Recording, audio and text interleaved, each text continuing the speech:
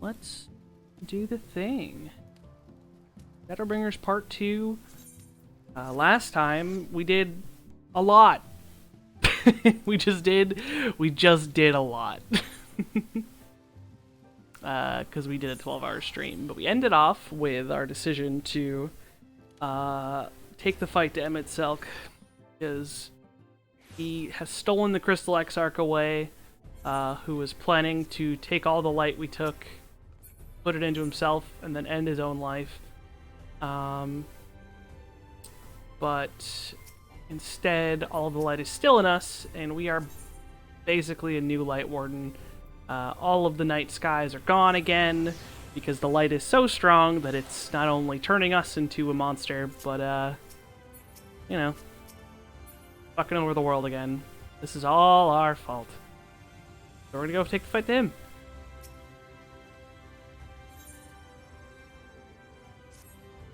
Thine affairs are in order, then I shall unfold to thee my proposal. Our destination is the ocean floor, yet our goal is not simply to arrive there. Nay, we must needs have the means to breathe and fight freely. Thus would I petition the aid of one of the Fae, a being with whom I have yet to meet face to face. Rather than waste words on explanation, I bid thee follow me unto the hamlet of Sullen, which lieth to the south and west. All will become abundantly clear, I promise thee.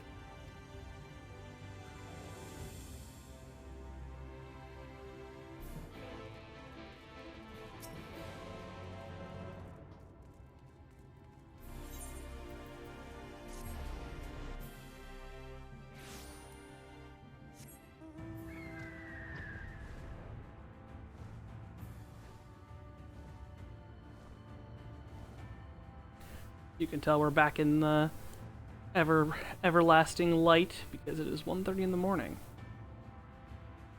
Do be sunny out. Do be sunny out.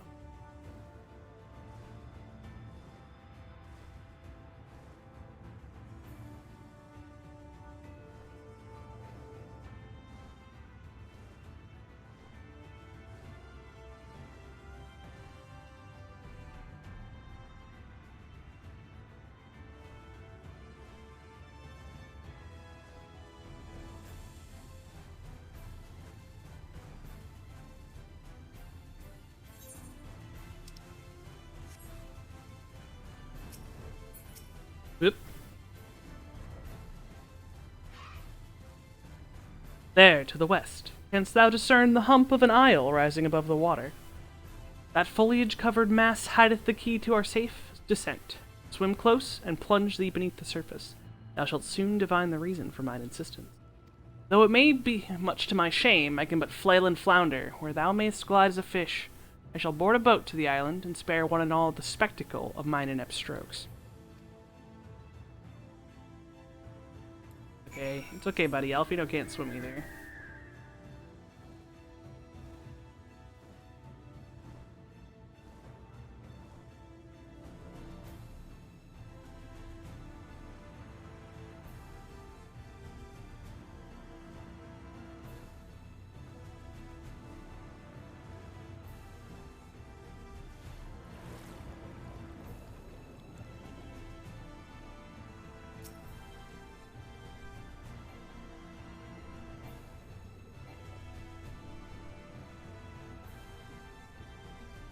Two curved slabs of rock seem to squeeze together here, giving the impression of a giant stone eyelid.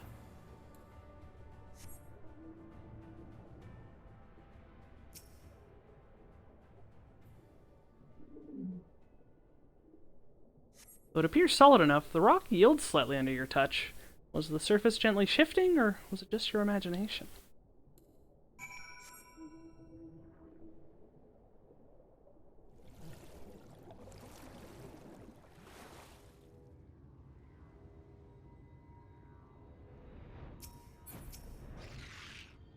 Well, what hast thou discerned? It reminds me of a certain primal. Most perceptive. According to the lore of the Pixies, we are, even now, perched upon the back of an ancient Fey entity. Its name is Bismarck. Aye, the selfsame title by which we know the great feathered whale revered by the Vanu Vanu of the Source. I would enlist its aid to bear us unto the deep, and thence banish the water with an airy sphere, alike in form to the domes which do shelter the hamlets 'neath the ruby sea. Within its compass we may move unencumbered, and defend ourselves when the hour of battle cometh, as it most surely shall. Now I must needs ask for silence whilst I make my supplication.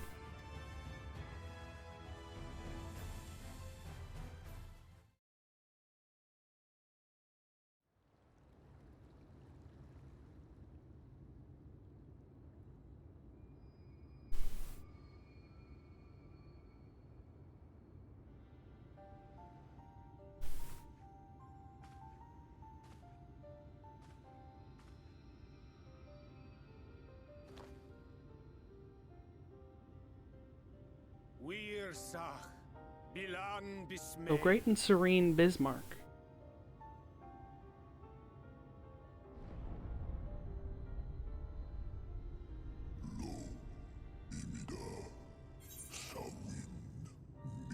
Long has it been since my name was called.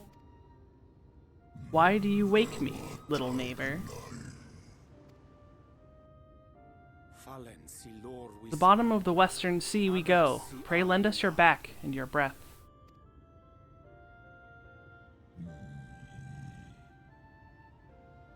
This world is in twilight. I wait for the sun to set. Wish only to Oh dear.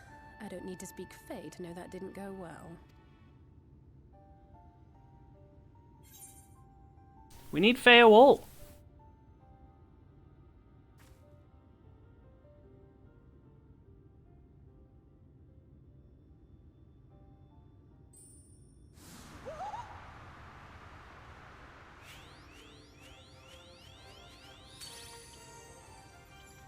My snake yak! You've learned to call me at last! And where do you go? On a trip? A journey? I knew you wouldn't give up without a fight. Oh, my precious mortal, I shall help you in any way I can.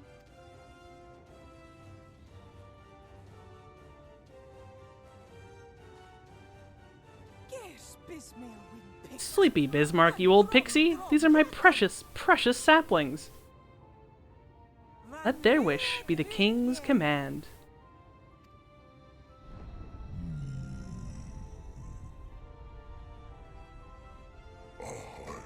What a rare thing to awaken to. My beautiful king, if it be thy wish, then so shall it be done. Be sure to scrub this one's teeth for him upon your return. He's only got manners. It will be done, Your Majesty. Our deepest thanks for your timely intervention. An agreement is reached and your departure is at hand. You wingless ones best hold on tight. May the blessings of the Fae keep you safe, Inba.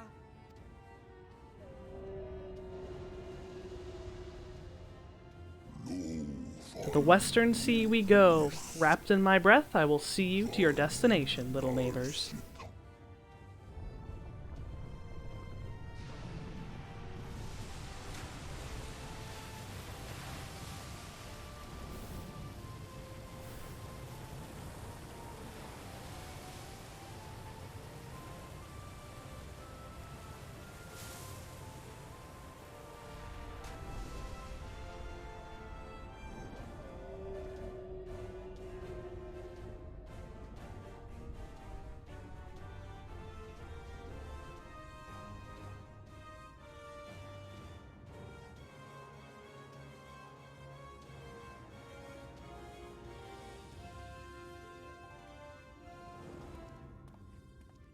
And just like that, it's all gone back to the way it was. What was you expecting? 100 years of honey and rainbows? Seeing them Yulmore types wake up and smell the ashes was miracle enough for me. Ah, the magic in the air when that ladder started moving. And when that great hulking Talos rose up. Gods. I could live 1,000 years and never behold anything so amazing.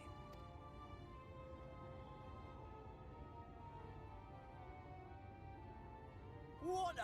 Do you see that?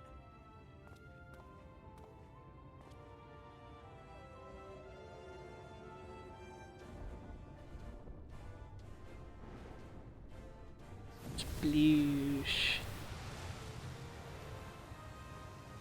What a monster! Where did it even come from?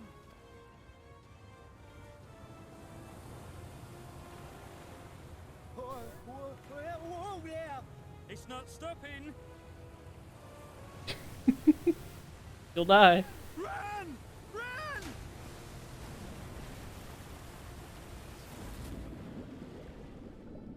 Just like that, we murdered 2 men.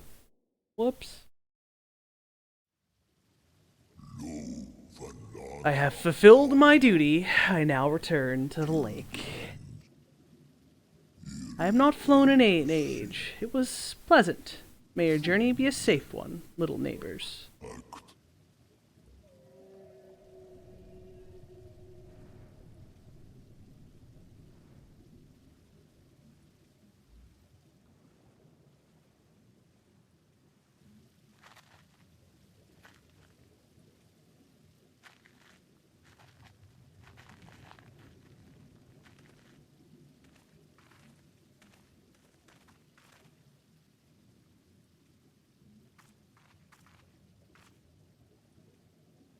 Wow.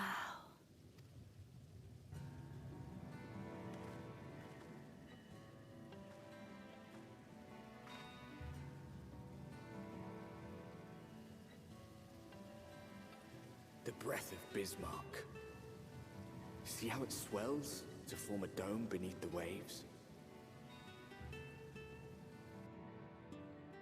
The waters recede. The tempest's floor is laid bare. In defiance of the blinding sky, this place holds fast to its gloom. The last refuge of he who denies the light with every fiber of his being.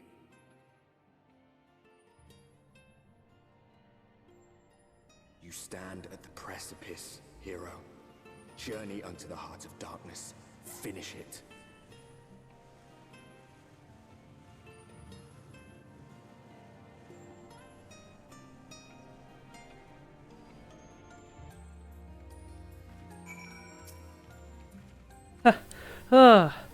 Well, glad am I that Bismarck was true to his word.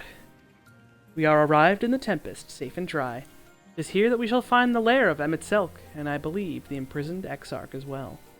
For an Ascian alone, it is of course a trifling matter to flee into the rift, yet I suspect such travel is nigh impossible with a mortal in one's custody. Nay, he would not soon risk his prize when the Exarch's very body serveth as the key to the Crystal Tower and its powers of temporal transportation. Thus am I all but certain that this underwater realm harboureth our friend and enemy both. We have but to find them.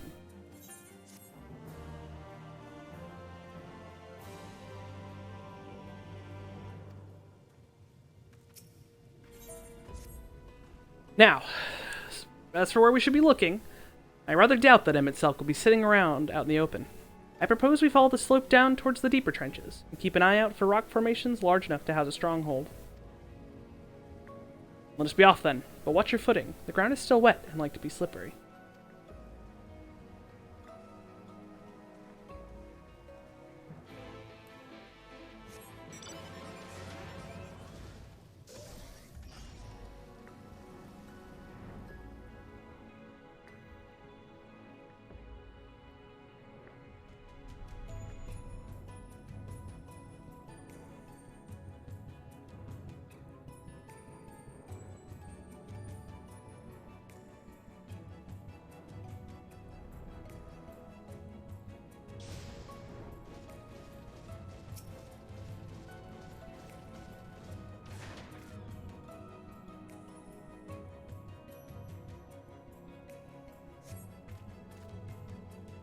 Gasp! You're welcome.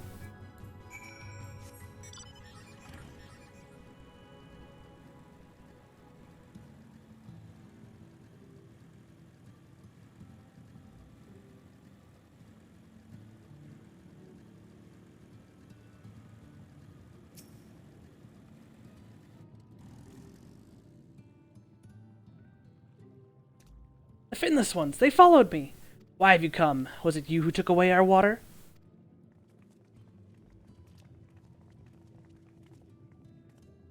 Ah, so this is where the Ondo make their home. I had wondered.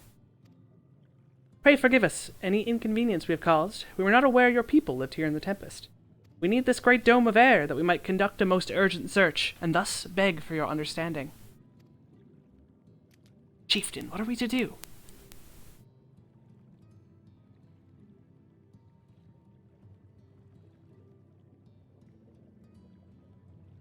Are you emissaries of the Ancient Ones? The mysteries have stirred. We have seen the illuminated land shining through the gloom of the abyss. You are the emissaries, then the chosen. I bid you welcome. If you are not, I bid you leave. I am not sure I understand. Would you be willing to elaborate? Clearly, no. It would seem not. I suggest we withdraw for the moment.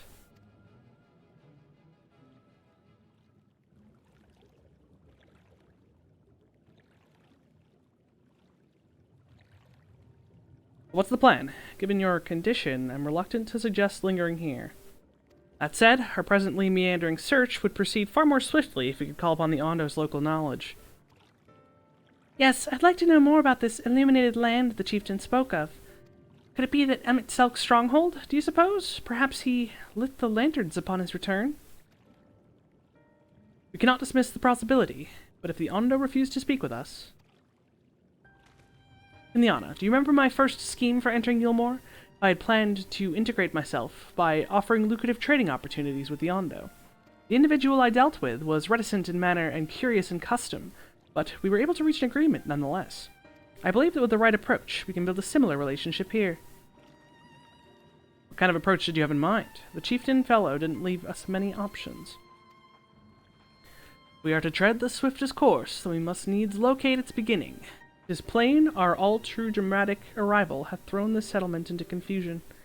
Were we to solve such problems as we have caused, and assure our hosts thereby that our purpose here is not inimical to them, they may yet prove amenable to reason. I smell chores, but very well, if it can be done quickly. What do you think? I have nothing better to offer, but I do worry what will happen to if the Ondo's tales end up leading us to a dead end. I cannot say for certain, but I sense this tribe has a deeper connection to the Asians than first meets the eye. It warrants further investigation. Thus I cast my vote in favor of aiding the settlement for the time being. Let's do what we do best.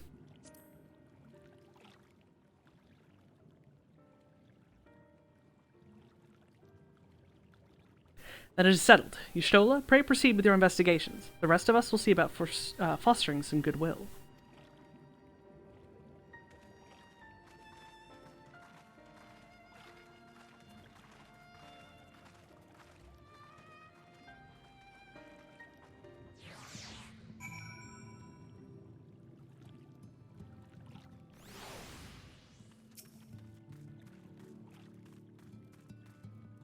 Ileana, you won't believe who I've just bumped into.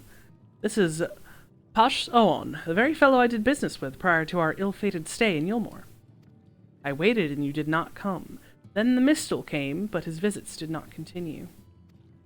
I am truly sorry, Pash Oon. Things did not proceed as planned. There ought we can try and do by way of an apology. Perhaps. Where the dry return, a cavern to the north, is home to giant crabs. We do not fear the crab, for we are the swifter swimmers. But now that there is no water, we run, and they scuttle close behind, snipping and snapping with their claws. There are too many of them. Too many. Ah, I believe I can be of assistance there. What of you, Kinliana? If you've not found a task, you are most welcome to join me. Indeed, I should appreciate the company, where the dry return has a rather ominous ring to it.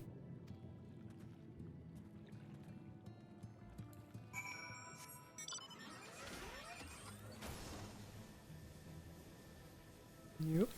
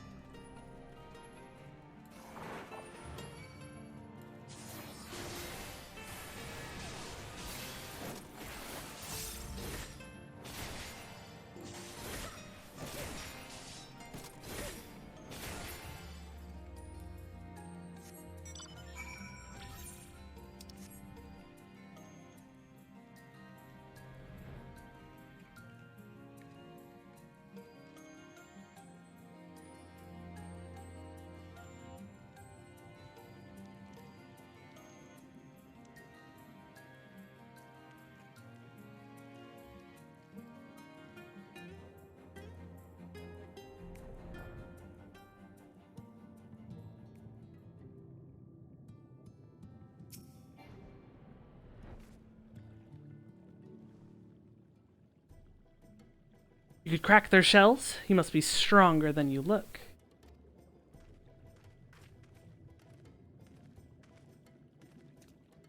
I see you've reached your quota first again. I shall never be your equal in such tasks.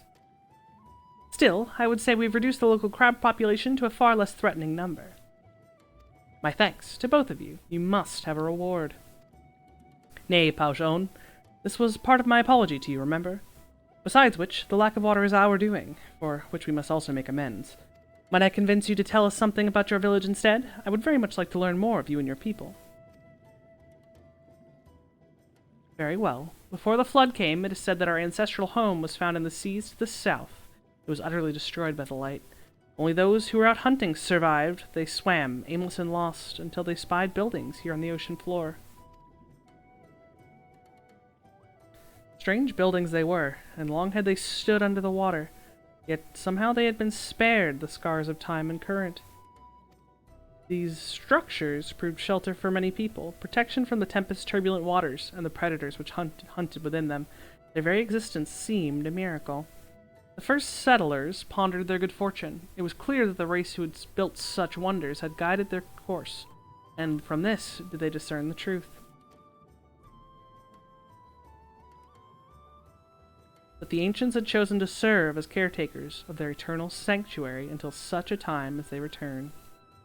Thus, if it is judged that your coming, and this great vanishing of water was by the ancients' design, you will find warm welcome here. A truly astonishing history, yet I cannot help but wonder, how will the significance or otherwise of our arrival be decided? The ancients have blessed us with protection and prosperity. If your presence serves to bring us the same, there will be no doubt in the matter. Then it would seem our earlier decision was the correct one.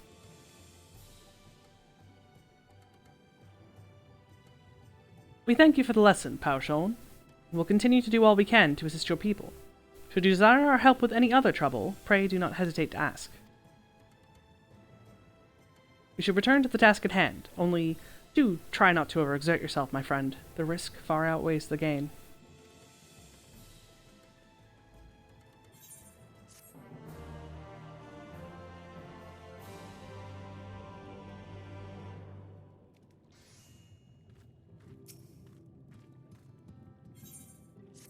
Ah, Kinliana, have you learned aught of note? Fascinating, and precisely the sort of information I was hoping to hear. In fact, if you have a moment, I'd like to borrow your eyes to confirm a theory I've been working on. Come.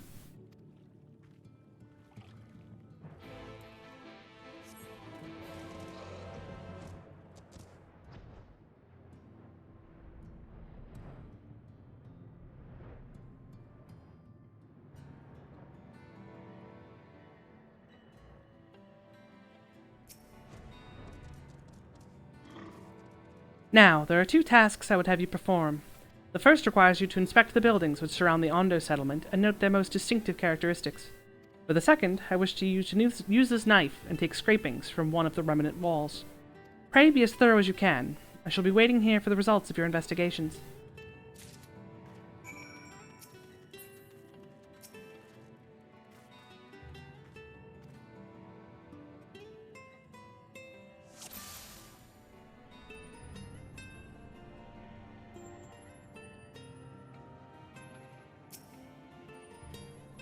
The tall, slender tower features many elaborate windows, the likes of which you have seen nowhere else.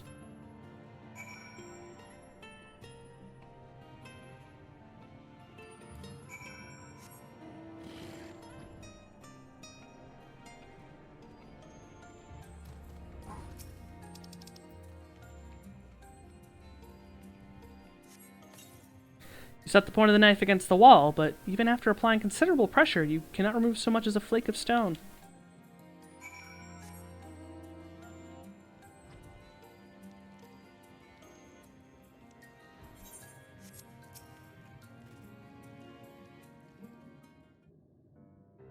And what have you discovered?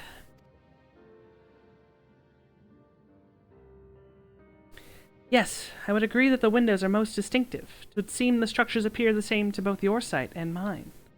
And you say you could not so much as scratch the wall, even with all of your might behind the blade?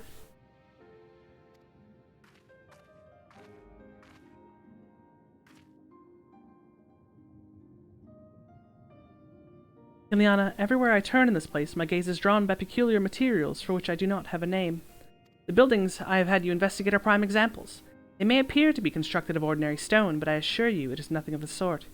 If pressed, I would describe the substance as composite of several mineral properties, blended to create a material of unparalleled durability. Even the Ronkin Empire, once the greatest power in Norvrent, produced nothing which compares to this level of perfection. But if not the Ronkins, then who? Who are these ancients the Ondo claim as the architects of their sanctuary? I suspect our answer lies with the reason Emmett Selk withdrew here to the Tempest. He may simply have wished to retreat somewhere where mortals would struggle to reach, but there are many such remote locations. Why here specifically? Emmett Selk is devoted to his role, and thus we must assume his choice of stronghold somehow serves the Ascian agenda. Or mayhap, there's a place more dear to him than any other.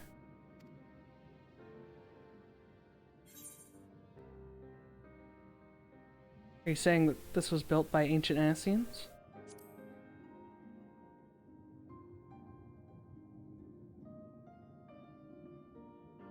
That's my theory, that these structures are remnants of a time before history, of a star that was yet whole and unbroken.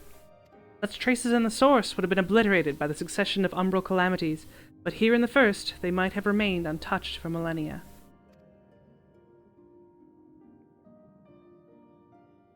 A copy of the mural from the Katana Revel. Almet presented it to me during my visit to Fano, after our victory in Calusia.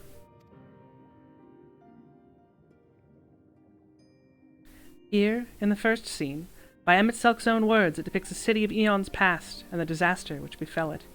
The design is much simplified, of course, but do you see the similarities between the towers and those you have just inspected?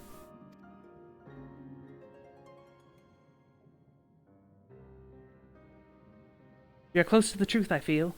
Let us search the surrounds for another tower, one which matches the picture near enough to remove all doubt. From what I have seen, not more than sand and more sand lies to the east, and the south held no such structures. I suggest we try our luck further to the northwest.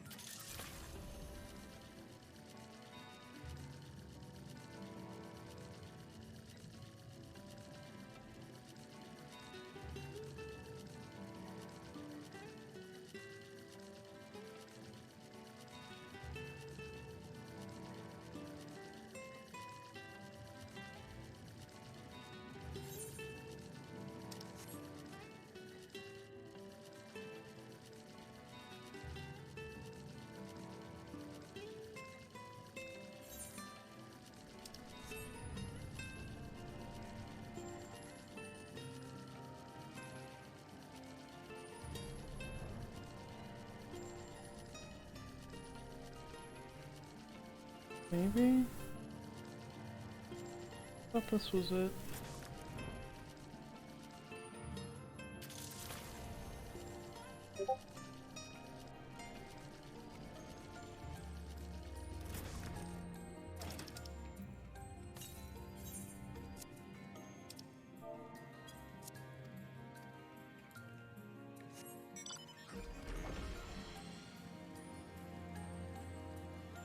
Pretty sure this is the structure. Point to look at it from.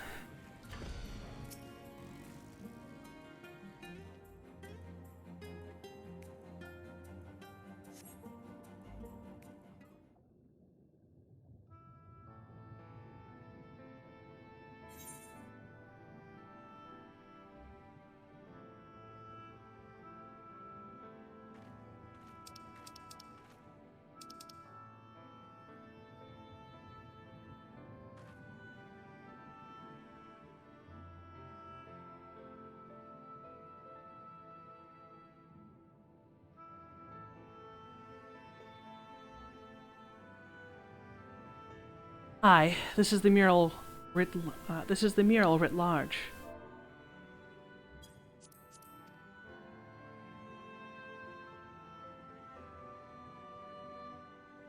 Though I cannot guess at its purpose, it must have been an imposing sight. How much of the tower's height lies hidden beneath the ground, I wonder? Centuries of our history have settled upon such ruins, countless layers of dust and sediment.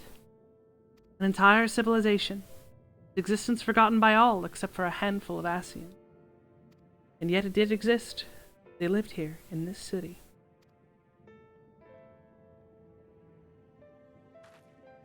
Let us focus on what we've learned thus far. The Ondo chieftain spoke of mystery stirring, of a land illuminated. Judging by his words, he believes the phenomenon related to the ancients' return. Thus can we surmise that what the Ondo saw shining in the abyss was, in all likelihood, yet another remnant of this age-old civilization. And who else would light the lanterns, as Reen put it, than Emmett Selk himself? It is almost certain that he is here.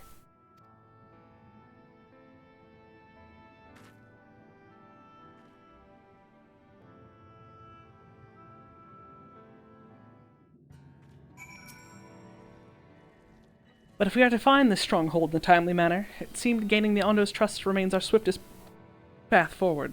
Excuse me. I only hope our deeds are enough to win them over.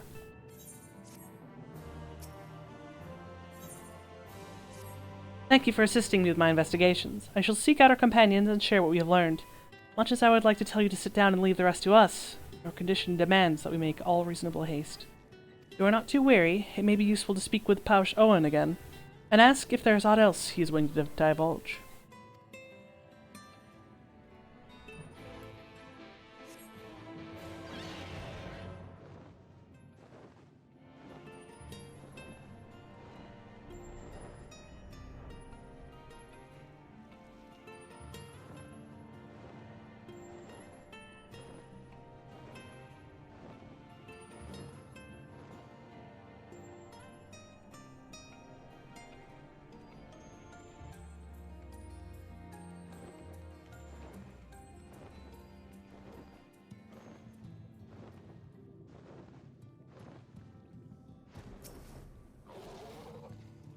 Ah, Elfino's friend. You and your companions have done much to repair the damage caused when the waters parted. Anything else you can do? Have you been to the Walls of the Forgotten?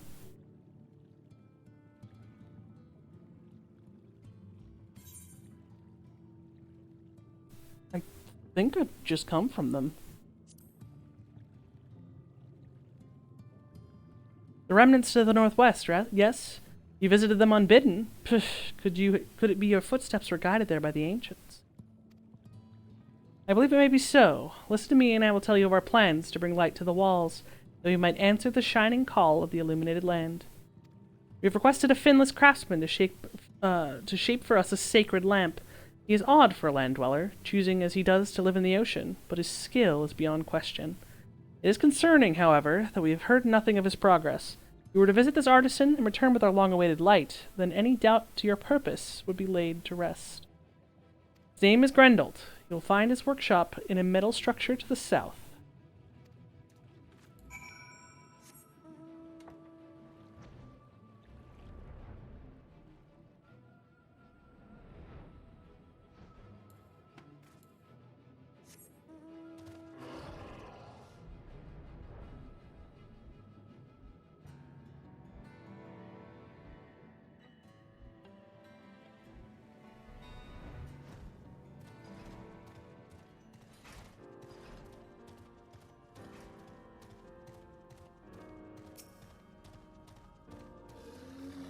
Oh, that's just great. That's it. My mind's playing tricks on me now. Look, Grendolt, someone's come to visit you at the bottom of the bleeding ocean. Or, might be you're a ghost, eh? Go on, Fellshade, feast yourself on me rotten soul. I've got no use for it. A craftsman who can't craft is more pointless than a sea slug with a dome and hammer. And that's assuming an insult to bloody sea slugs.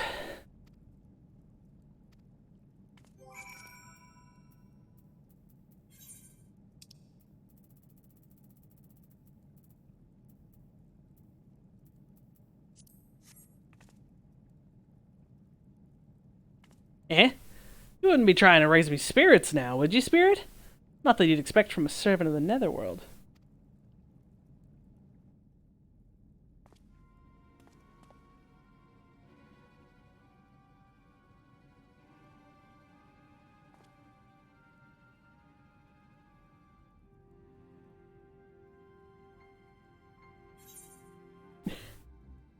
Have we met before?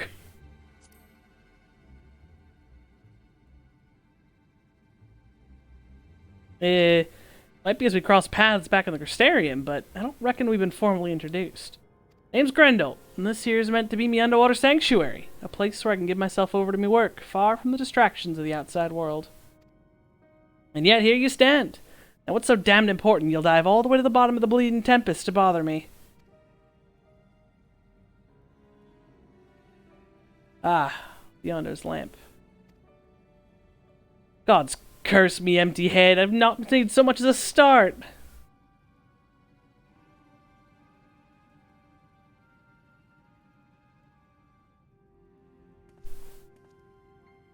I'm worth less than a sea slug. Nay, the slime left by a sea slug. My delivery date's long past, me workbench is untouched, and I call myself a bleeding artisan. You've heard their beliefs, have you? Bringing light to them ruins will be an act of deep religious and cultural significance. It was my privilege as a craftsman to be tasked with providing a ritual instrument worthy of the occasion, but I just can't bloody well.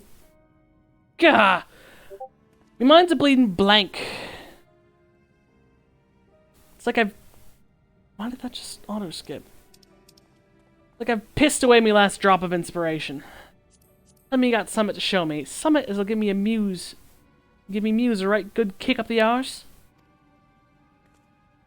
To mute, my friend. I don't care about you playing Genshin Impact right now.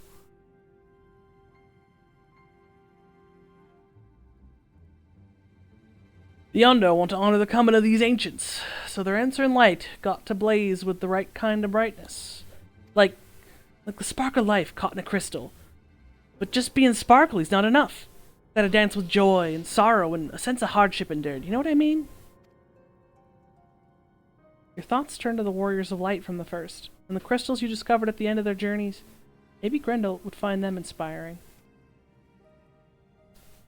This is where you are required to do the role quests of Shadowbringers, otherwise you get here and you have nothing to show this man. But I've done them all. Let the Yondo down, aye. But more than that, I'll let myself down. Might as well go back to mending kettles.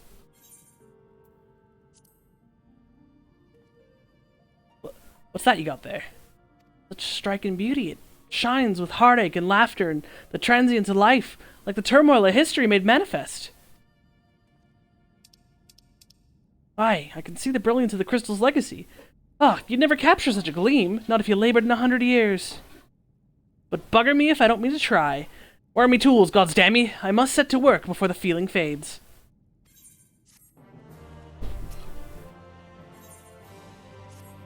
I can feel it. A vision forming in me mind. Step aside, lass, and let me itching hands get to work.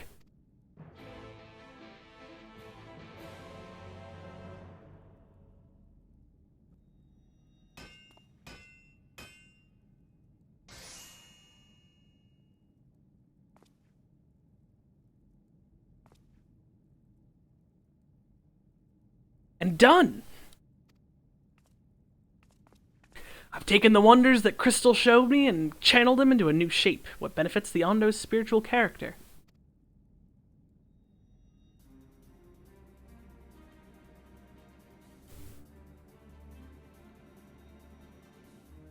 Not a bad job, if I do say so myself. And to think, I was this close to hanging up my hammer after studying the craft of the ancients. And across the length and breadth of Norvrent and gobbled up every scrap of crafting wisdom that I could find. No matter what techniques I tried, my work was just no comparison. Couldn't even figure out how they put the damn buildings together. A mystery for the ages. That's what drew me here in the first place. I built my workshop, got the forges burning, then lost me bleeding will to craft. Thank the gods for that crystal of yours, or I might never have gotten it back. I won't pry into your business, but I reckon your little miracle there has been through the kind of journey they sing I won't pry into your business, but I reckon your little miracle there has been through the kind of journey they sing songs about. The echoes of the memory it holds just speak directly to your heart. Aye, I can still feel them coursing through me. The inspiration's not fading away. It's welling up, stronger and stronger. Give me the chance, and I reckon I'll weave the Crystal Saga into another thing as well. But bugger me, I'd almost forgotten the Yondo's commission. You could drag the lamp over to Tolsh Oth for me. I'll stay here and dream up new armaments for you to try.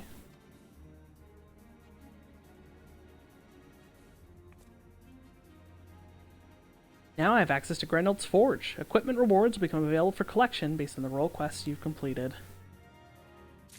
This man gives you your class gear for reaching max level. But that was back when it was 80. So, nothing I currently need. I'm sure I have it tucked away somewhere in a retainer. Actually, yeah, no, it is 80. The 90 gear is you can put it on at 89, but I don't think you can put this stuff on at 79 because my Astro's technically 79. What is it that you have there? The sacred lamp! Then the Finless One has kept his promise. My people tell me of the many deeds you performed in the name of aiding the cups, and now you come to me, bring the light we had almost surrendered hope of ever seeing. You can doubt your purity no longer. Your arrival was the will of the ancients. Yes, the time for fear is past. We shall take the lamp and unveil its austere illumination upon the walls of the Forgotten. Gather there with your companions, and we shall speak again once our prayers have been offered.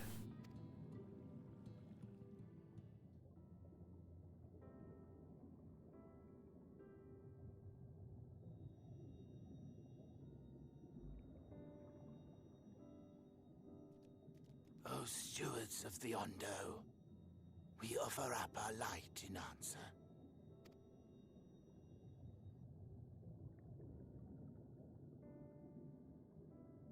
That crystal you showed the artisan. Was it... Did it belong to one of my friends? Missed that part, did you?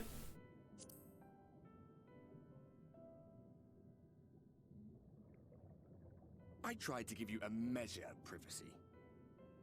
No one wants a spirit looking over their shoulder every moment of the day. So tell me, if you would, how did you come across that crystal?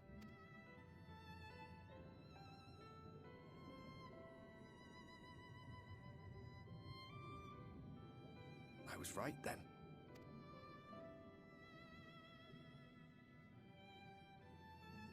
Strange that I should learn such things now, after they're long gone. They were fine friends, every one of them. I didn't expect death to teach me so much. About them, about Seto, about you, about the hope that hides at the heart of this world. I've never been one for idle chit-chat, but if by some miracle I could see them all again, I doubt I would ever stop talking. I'm grateful I got to bend your ear at least. And just for that, I reckon I'll stick with you. To the very end.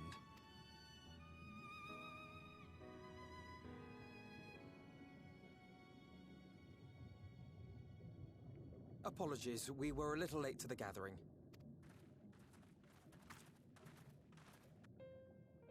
It seems we succeeded in gaining their trust. The delay wasn't exactly welcome, but at least our many hands made light work. And they seemed especially impressed with your contribution. Our hero indeed.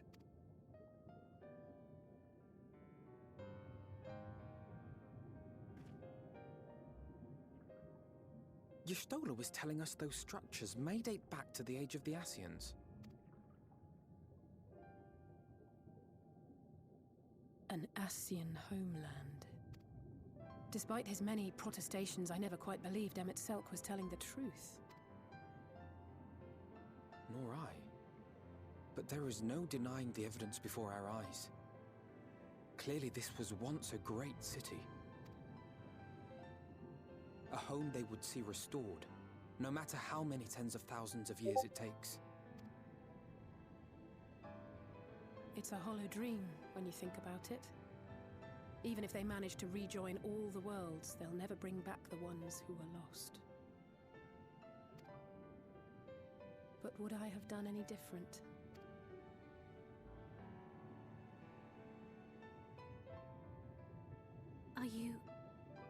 How are you feeling?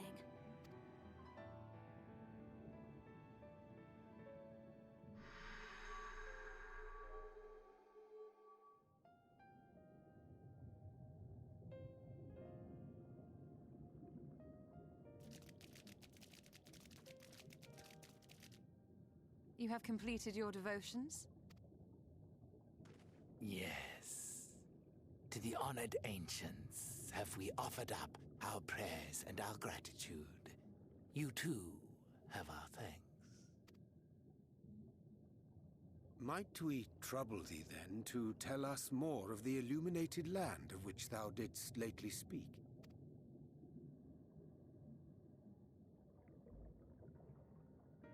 To the west of here lies a great trench.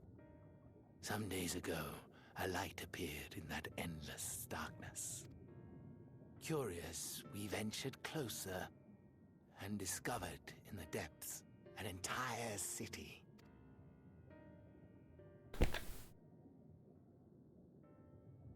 The buildings we spied were akin to our own everlasting abodes, impossibly so. We understood at once the ancients had risen. There could be no doubt. Taken with terror, we retreated to the cups, and I decreed that none should enter the trench until such time as we received a sign.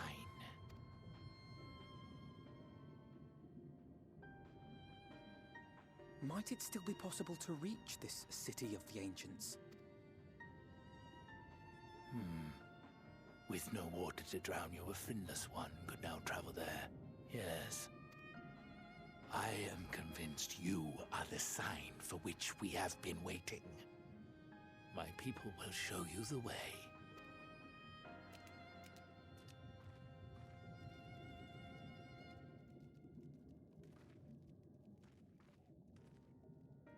Shall we?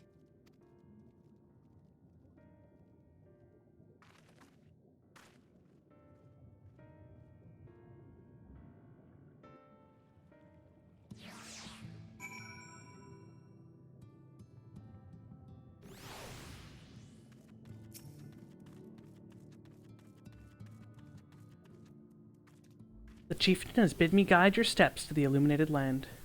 Come, the way lies downward. Follow the path of coral and rock, and join your comrades below.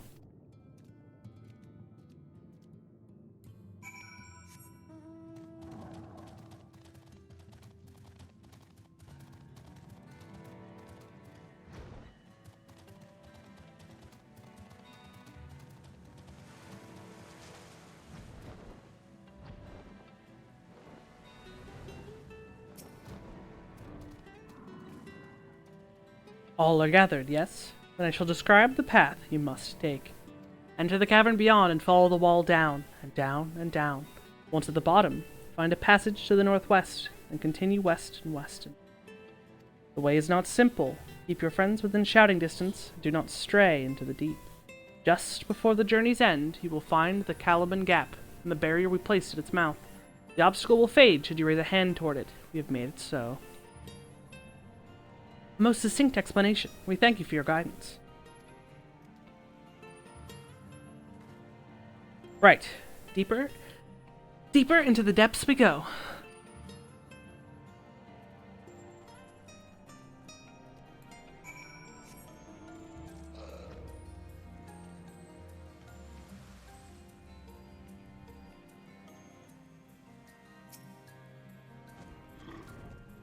Our guide bade us travel to the cavern floor, and thence to the west. Yet 'twould seem these twisting tunnels defy such simple instructions. Rather than rely on direction alone, I suggest we scout with care and relay the path ahead to those who came behind.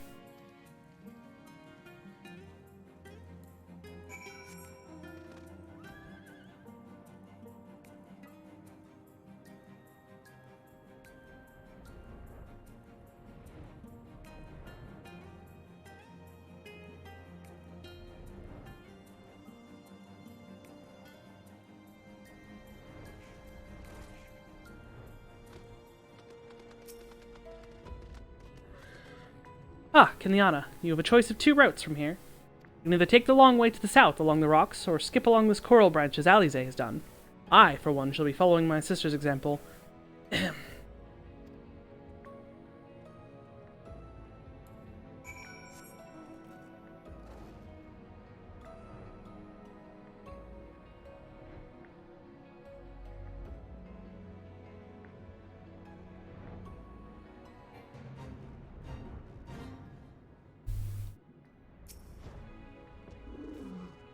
There you are. Come on, I think I found the tunnel we're looking for.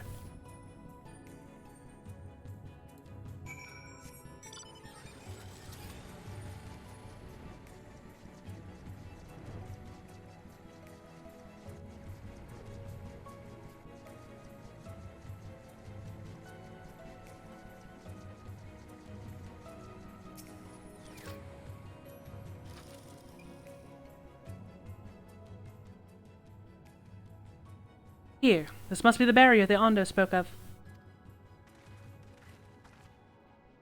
Well, that was rather more arduous than expected. I feel a sudden rush of gratitude for the smooth roads our ancestors cut through the wilderness. It was a treacherous path indeed. Now, I believe one of us needs but raise a hand to banish this next obstacle. Ileana, I elect you to do the honors.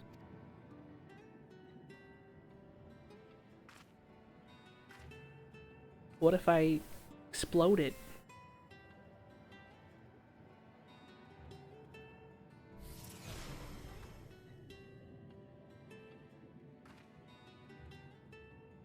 On, just like that.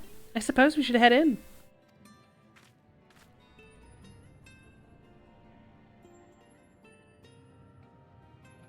Like as not, this tunnel will be just as perilous as the road we walked to get here. Let's all stay aware of our surroundings, shall we?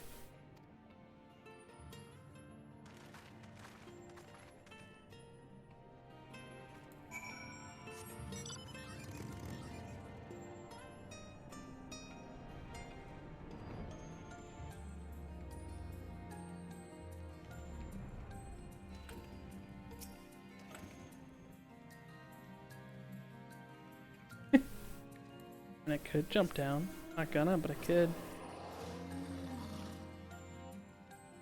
No heroic jumps over the edge. I don't think my heart could take it. What's that? Tell you? Oh, it won't let me! Fucking rude.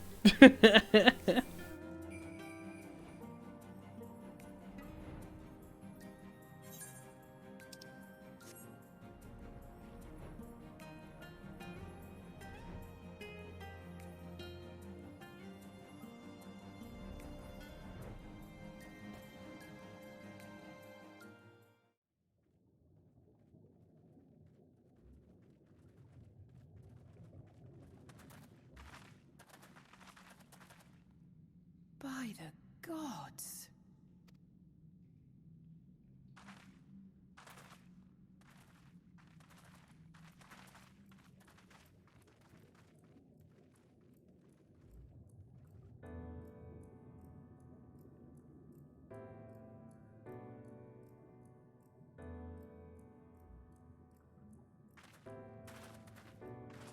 When the Ondo spoke of a city, I did not think they meant an actual city.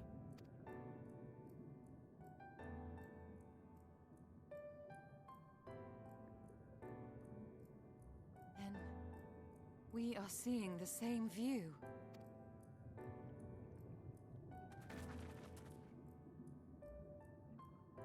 The remnants in the Ondo settlement were solid material structures. But these... everything here pulses with ether. 'Tis an enchantment on a monumental scale.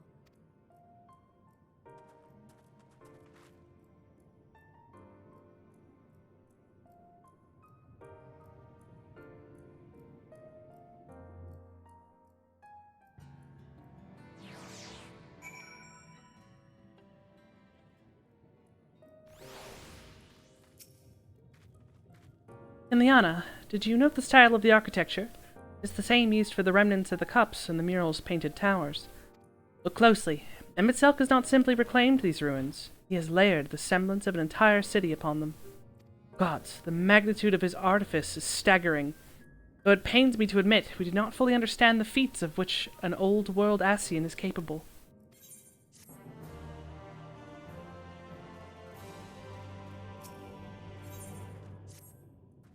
Intimidating, yes, but we have to start somewhere. Why don't we have a closer look at that tower to the southeast? We might be able to reach it from the edge of the trench.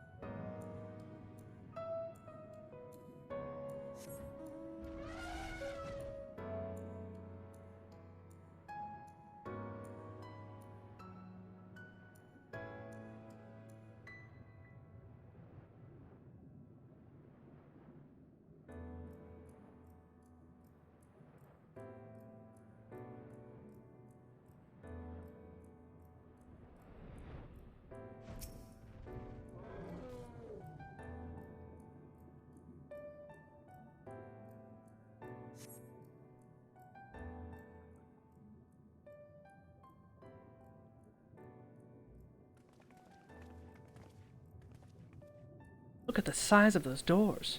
Now I know how pixies must feel. Ileana Ironhide recognized. Welcome to the city of Amarat. Will you be riding the lift? What? Did the building just welcome you? Mayhap it is not so passing strange that Emet-Selch not invite Ileana to visit his abode. It is plain thy coming was expected.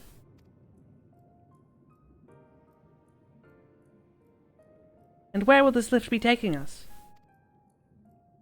This lift services every level of Akura Heights, but is presently configured to convey passengers directly to the ground floor. Well, there you have it. In the absence of some few hundred yalms of rope, we have little choice but to accept the offer. With emphasis on we, I'm not about to let you walk into that place alone.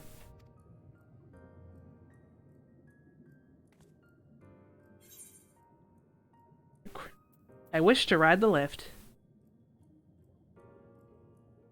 As you wish, the lift will arrive shortly.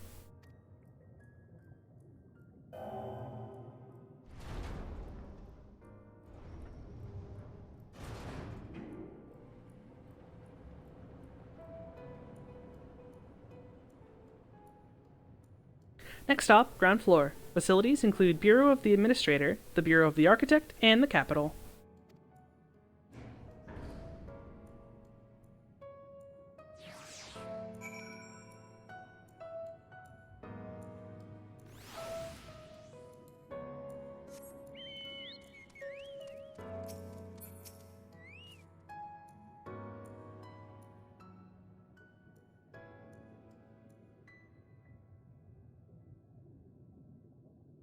It's only at this distance that you start to realize just how big the buildings truly are.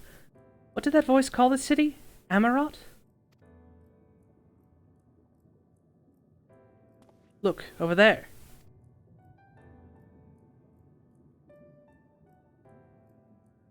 That a person? Ah, no, my mistake. That's a giant. Doesn't seem to have noticed us yet. Giant or no, a resident of this place may have much and more to tell us. I say we make the first move. Alfino, you can't just... Pray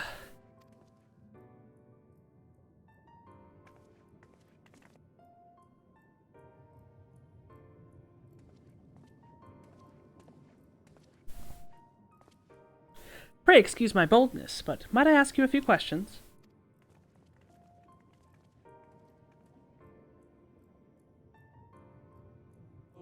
Oh, what adorable costumes. Are you children on an excursion? The district has much to teach you. How odd! That sounded like no language I've ever heard, and yet I understood every word. Just as he understood us. Ahem. And which district is this exactly? You must be lost. Poor things. You stand in the Polylurite district, wherein lie the institutions most vital to the management of our star.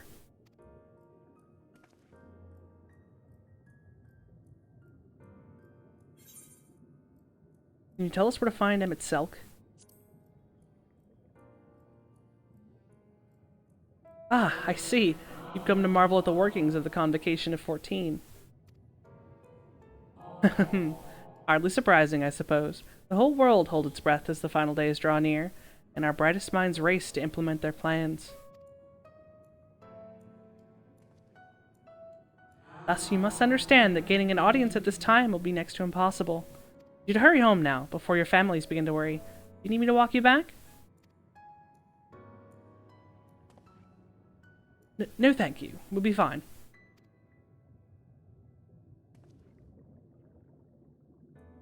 Very well. Take care, little ones.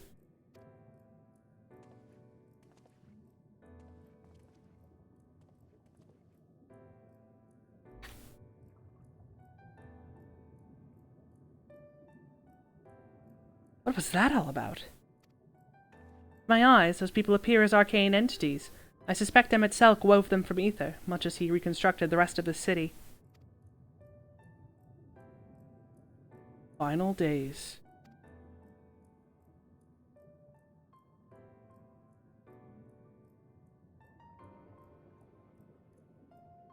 Such words well befit the oblivion described to us by our Asian foe. A catastrophe of unprecedented scale, which did set in motion the summoning of Zodiark, and thence Heidelin herself. But that happened centuries and centuries ago, didn't it? That man spoke as if it were rushing to avert disaster here and now.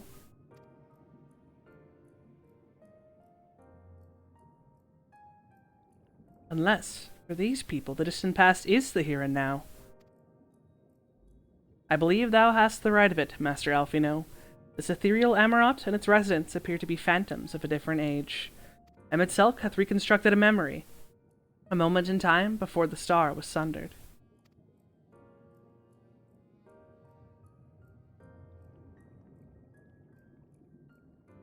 So we find ourselves in a long-destroyed city inhabited by the long-departed. An unusual situation, to be sure, but at least we're able to parley with these ancients. In fact, they seem downright eager to chat. I say we use this to our advantage. Split up, strike up some conversations, and see if we can't learn the location of our quarry. While we're at it, it wouldn't hurt to wheedle out a few more details regarding this convocation of 14 and their impending disaster.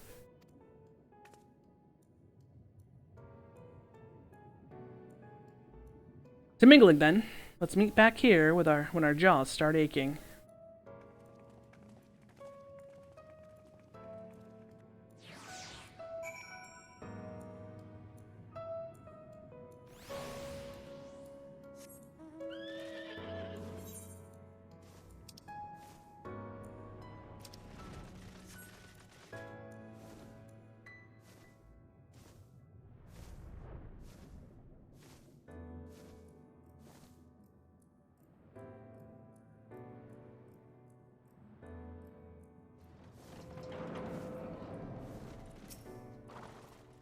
It would seem the hall has hosted a most precious visitor this day.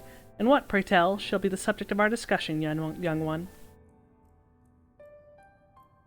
Ah, the convocation and their handling of the coming peril. It is only natural that you should have questions. Shall we begin with the members themselves? As all know, the 14 are the wisest and most puissant among us. They are stewards of order, responsible for decisions which keep the star turning season after season. Be it the Speaker, La Habrea, or the Emissary Elidibus, each seat is occupied by an elected sage of surpassing intellect.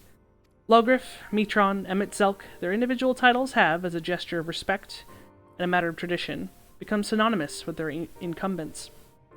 Thus it is with great incredulity that I greet this recent rumor that the seat in the convocation is soon to be left vacant. Proven true, it should be an unprecedented development, and testament to the immense pressure under which our saviors are toiling. In any event, I for one am confident they shall deliver our star into salvation.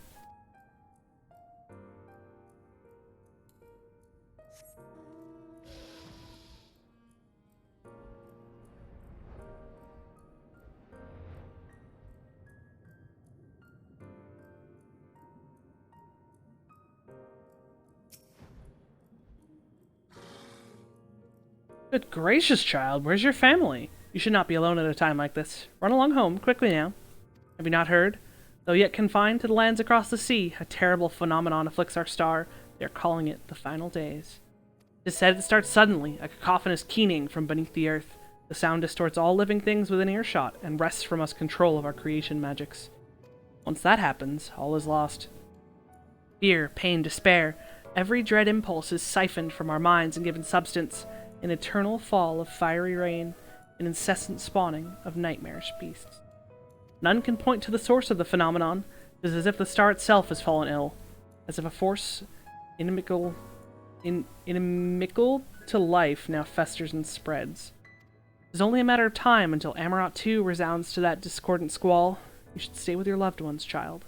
Stay with them. Man. It hurts to hear them talk about it now that we know exactly what done did it. But back in the day, we did not know.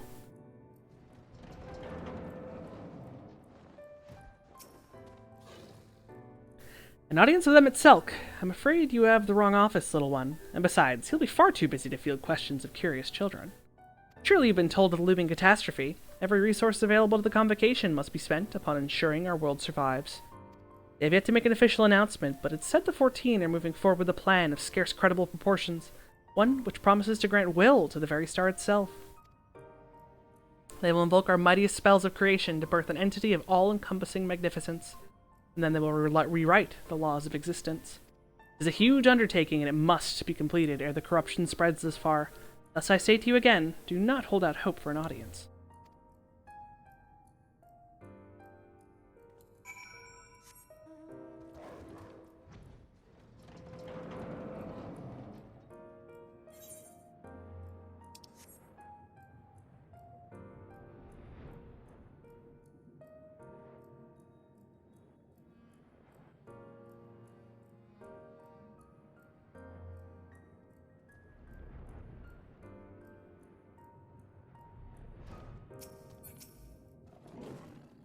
Ileana, if I was not certain before than I am now, the people of this city believe they face the end of the world.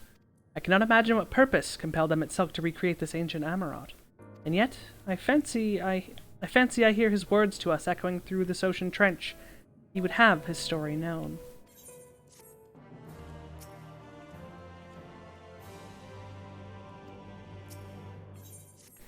We can compare notes once the others return. Hopefully then our next move will become clear.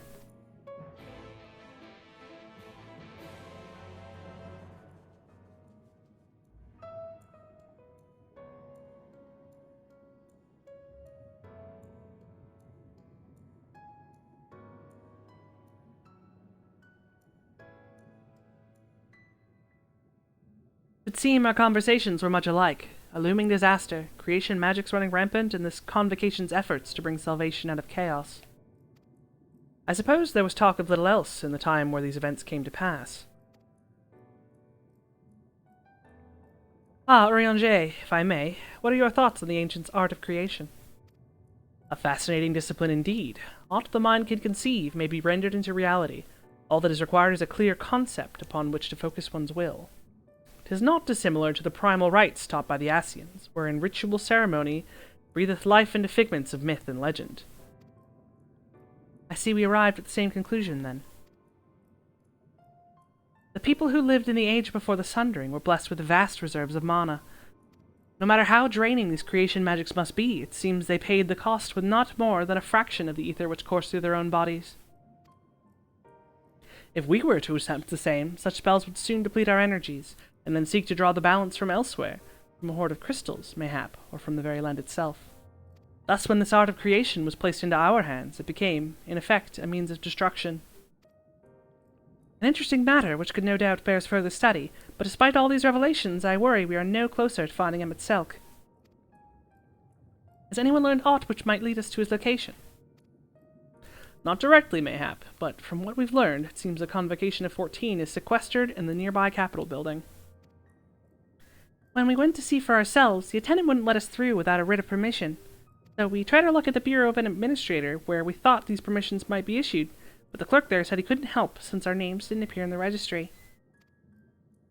And that was where we gave up. I wonder, though, Kinliana, would you be eligible for one of these writs? The voice in the lift seemed to know who you were. It might be that your name is registered at the Bureau as well. Worth a look, I'd say. Meanwhile, I'll head back to the capital and search for a less official point of entry, just in case.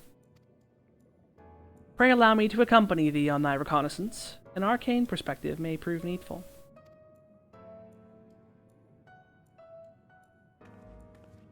I think I'd like to speak more with these ancients. Maybe they know something that could help cure Kinliana's condition.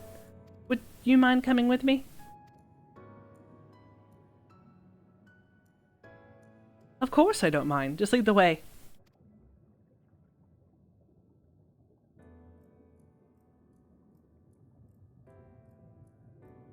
Then Y'shtola and I will busy ourselves with further exploration. There is surely more intelligence to be had. And so we part ways once more. This time, however, let us reconvene in front of the Capitol.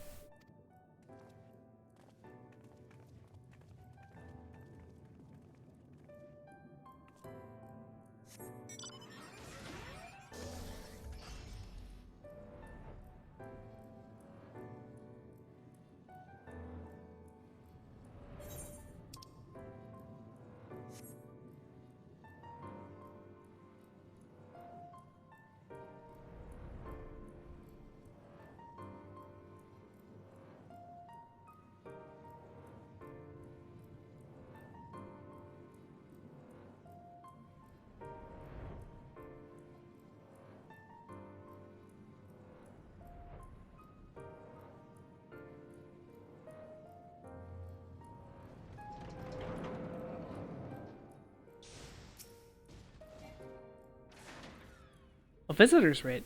Yes, I can assist you. Full name, please. Leon Ironhide, please wait near the counter while I confirm your details.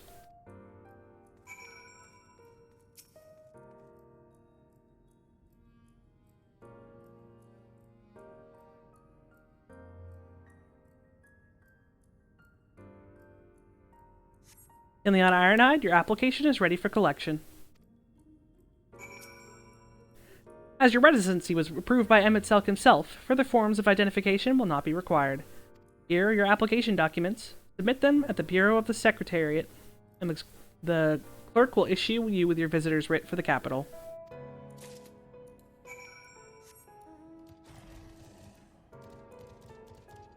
I'm curious, do you have anything fun for sale? Sometimes random vendors will have stuff. No. No. Need like a billion more. So, might as well schnab it. Nope, that's not.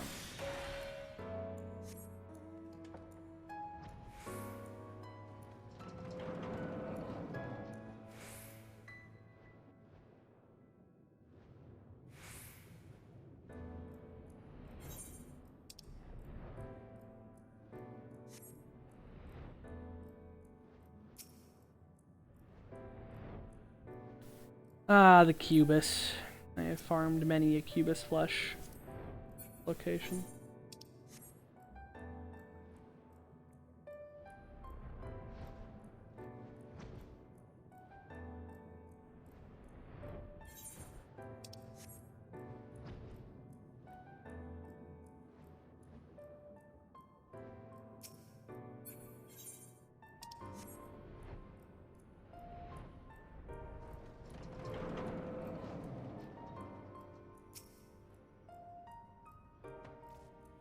Next, please. Visiting the capital, are we? Please take a seat. Your name will be called once your application's been processed.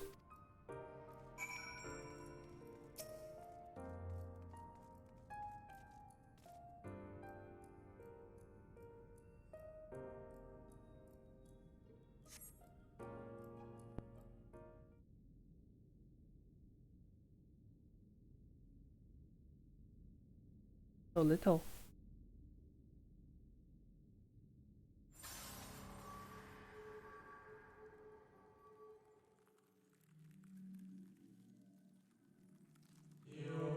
May I?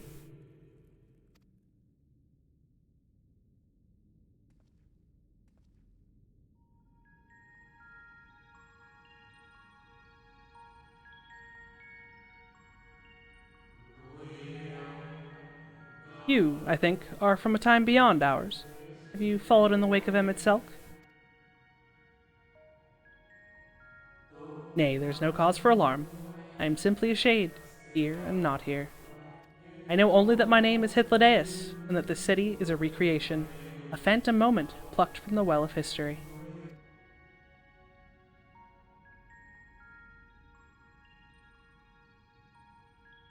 The others seem unaware of their pale existence, but I wonder if Emmett Selk's mind was distracted when it came to my reconstruction. A stray thought would have been enough. Hythlodaeus will realize the truth, for example. We were close friends once, you see.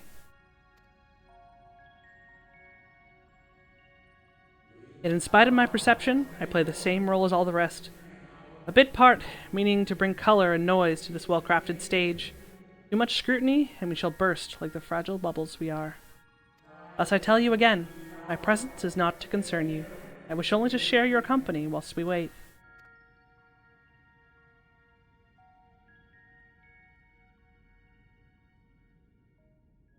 If you've come this far, then you know of the catastrophe which awaits us on our morrow.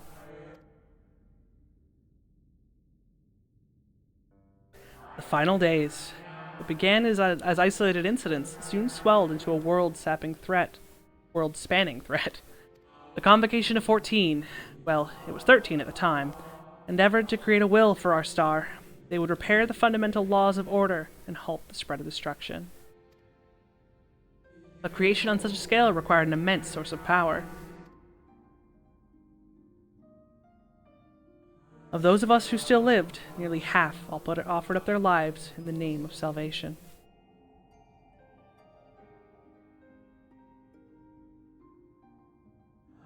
And from their sacrifice, Zodiac was born.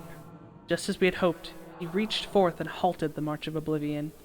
Yet, oh, how the star had suffered. So many species lost.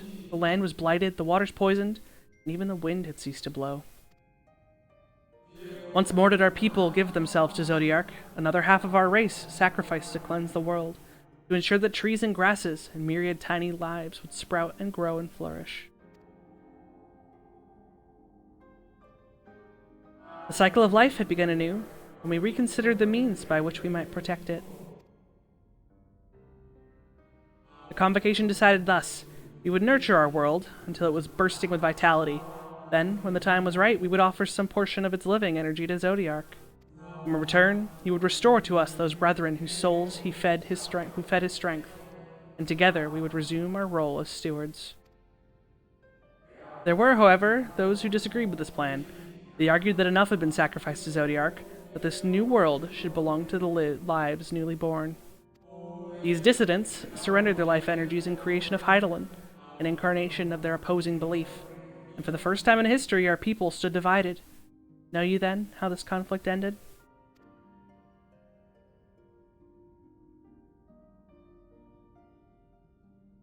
I thought you might.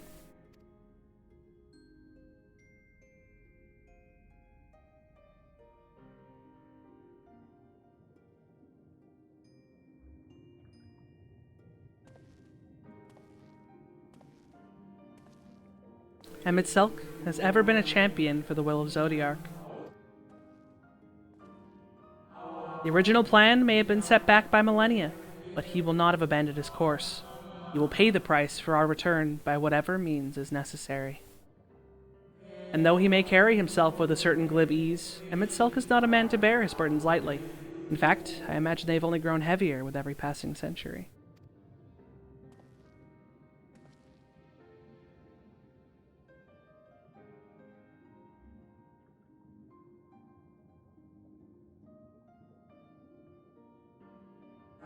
It is truly a terrible weight he's chosen to carry.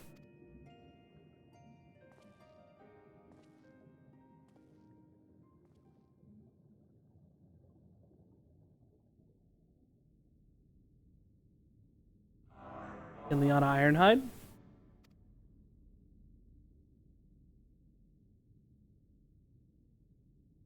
Seems your turn has come. Pray, do not let me keep you.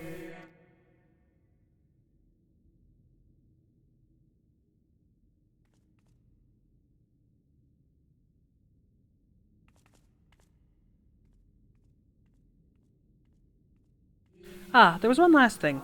You walk with another at your side, yes?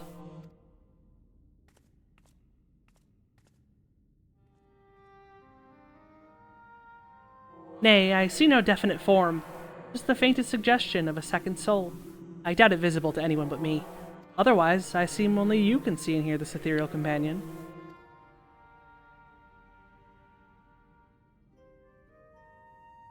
Your connection is hardly a coincidence. In our time, the two of you are one. The color of your souls tells the tale. A hue that distinctive cannot be mistaken, no matter how thin the soul is spread. Ha! This is just the kind of fate I might expect for one such as she. Surely Emet-Selch has recognized the hint of her in you. Ileana Ironhide? Fare you well, my new old friend. May you find what it is you seek.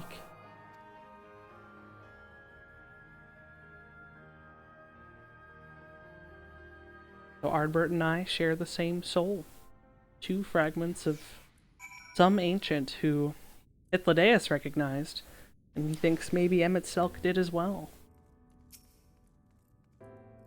Your visitor writ, as requested. When you wish to gain admittance to the capital, simply present the document to the attendant within.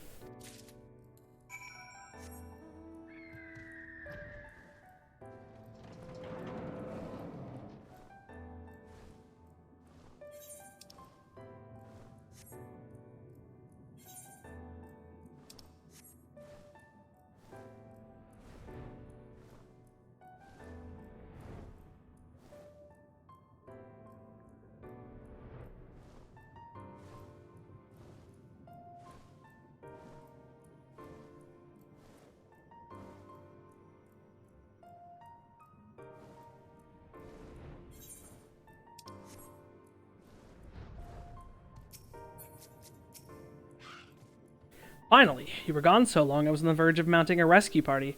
How fared you in your bureaucratic ventures?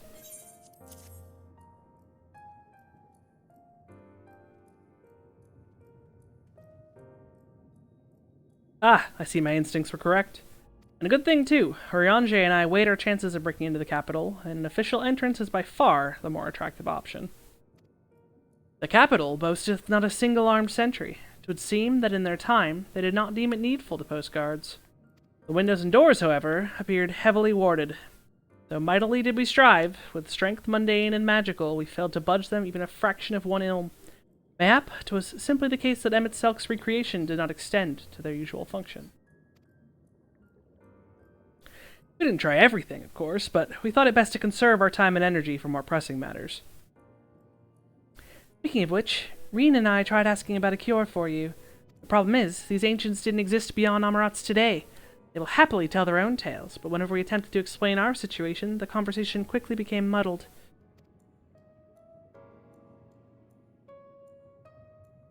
What of you, Kinliana? Was aught worthy of interest said during your efforts to obtain the writ?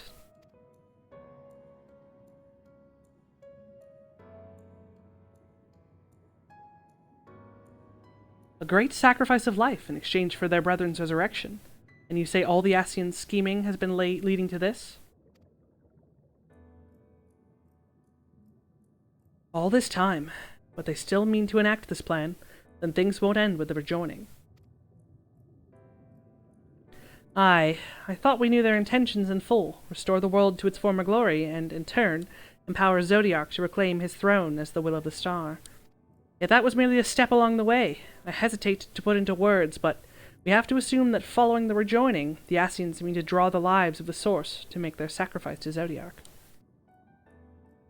That does seem the most likely scenario. Mayhap those who ally with the Ascians would be spared this fate. But what value is there in surviving when all our history, all our struggles will be erased? I cannot conscience such an act. Of course not. And that's to say naught of what Emmett Selk plans for the Exarch's power. Do we stand by and let him threaten our future as well as our past? We need to find him, Kinliana, and when we do, make your mark. Change the course of history in a way that's felt by those who came before and those who come after, by everyone you've ever met.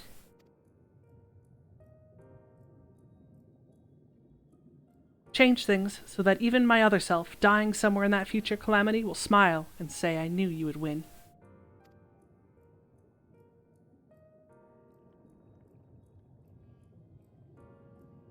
Fighting him at Selk the only way? He created an entire city. It will take everything we have to defeat him, if we even can. And if you push that hard in your current state, the light will break free. The decision to press on lies with you, just as it lies with each and every one of us.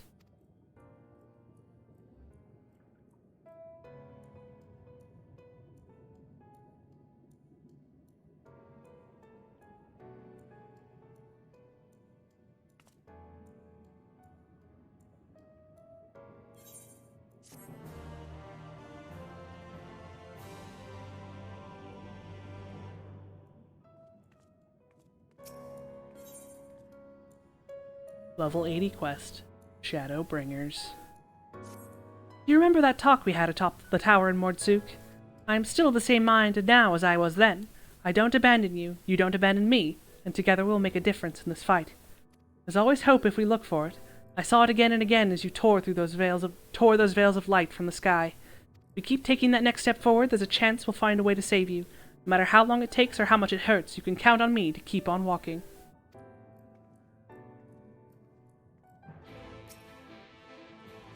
All three spoke of the disaster we would bring upon our own heads. Ceaseless conflict. Imagine how he would sneer to see what's become of the first, not to mention your perilous predicament. And yet who can deny the fire your deeds have ignited in the people's hearts? You achieved what my logic and ideals never could, uniting disparate peoples under the banner of hope and common purpose. Without you, that giant Talos would never have raised its head. I have borne witness to many such miracles at your side, and would do so again. This is but another obstacle in the road. So come, let us travel it. Drag me through wonder and danger, as you are wont to do, and I shall endeavor not to slow you down.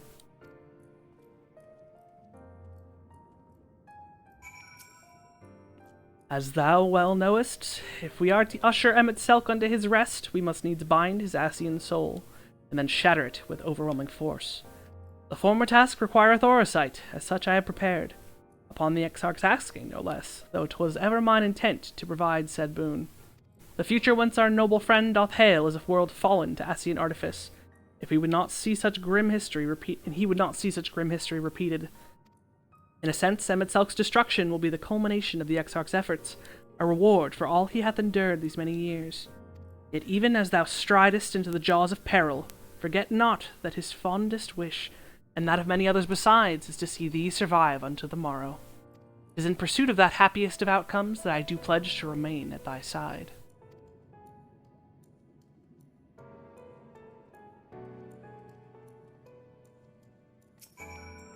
Our time in the First has been an ever-ending succession of trials, as arduous as our path in the Source ever was. Yet through all of our journeys together, through that deep and foreboding wood, you have helped me stay true to my convictions. Thus would I return the favor. Do as your heart decrees without hesitation or regret, and that is all I will say on the matter.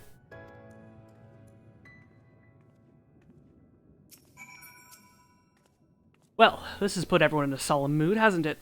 Honestly, we're not even sure this will be the end of it.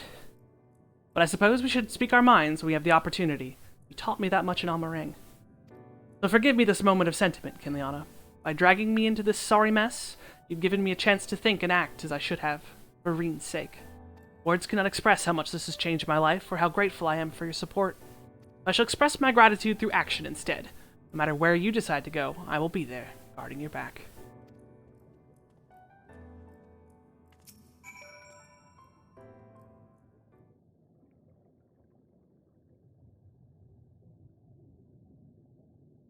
When Minfilia entrusted me with her power, she warned me that no matter how strong you become, you can still fall victim to despair. You can still feel powerless. And she was right. After you collapsed at Mount Golg, my hands wouldn't stop shaking. If I made a mistake, if I'd failed to bind the light within you, I was terrified you would die. Even now, you could be moments from turning, and I wouldn't know what to do, how to save you. You, Thancred, the others, you've all been there when I needed help. Minfilia surrendered her life to me, her legacy. I should be ready to do the same for you, and I want to, I do, but I'm not good enough. She told me to follow your example, and I've tried. I've really tried.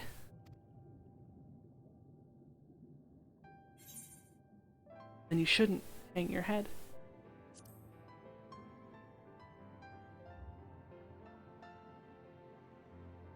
I shouldn't?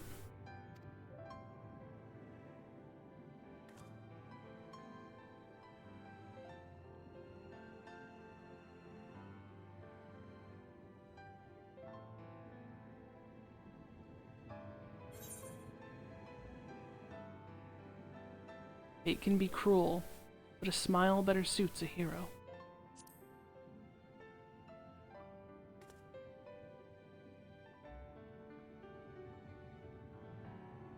I'm not sure Actually, never mind. I think I'll understand better if I try it for myself. No, nothing will come of brooding here in self-pity. I've made my decision, Kinliana. I'm going with you.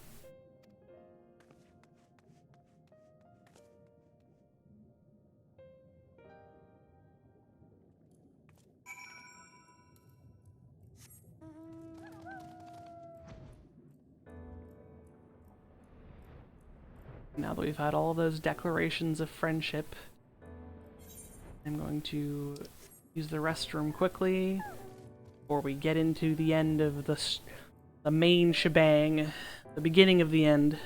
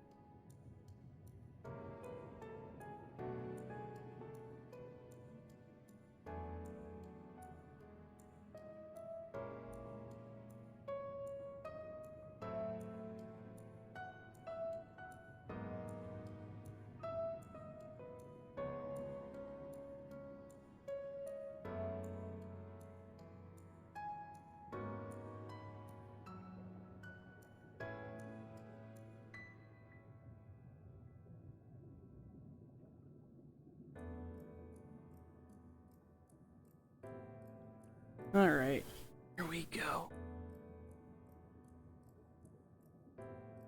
Artist who just did a commission for me, tweeted it out, and tagged me in it, so now my Twitter's gonna be blowing up. Which is good, because it's a goddamn good, amazing piece.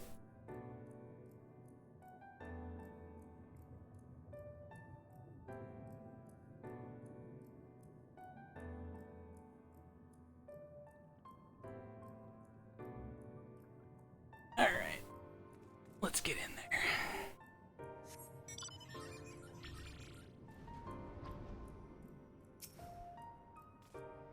Welcome to the capital. All visitors must present an official writ of permission before admittance will be... Oh, I've got permission. Your documents appear to be in order. You may proceed to the capital, but any guests you choose to bring with you must remain in your vicinity at all times.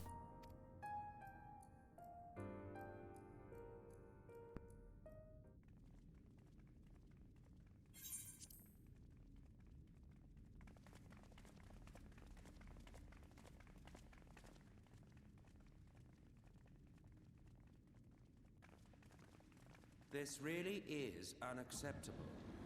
I gave you very specific instructions. Emmett Sulk.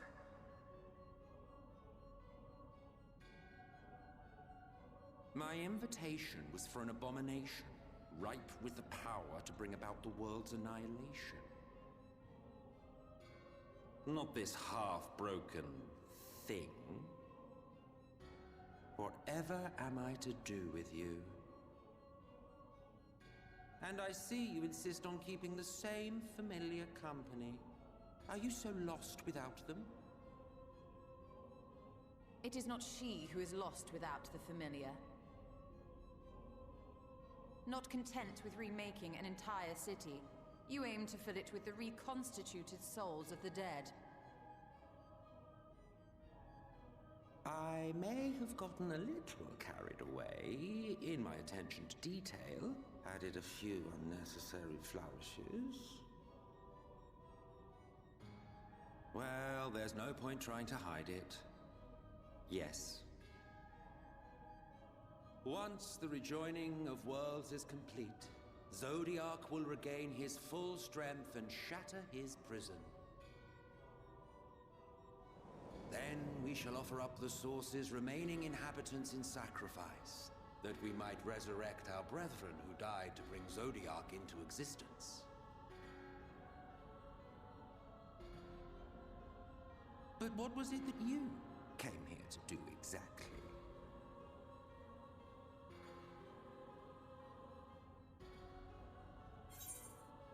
Came here to stop you.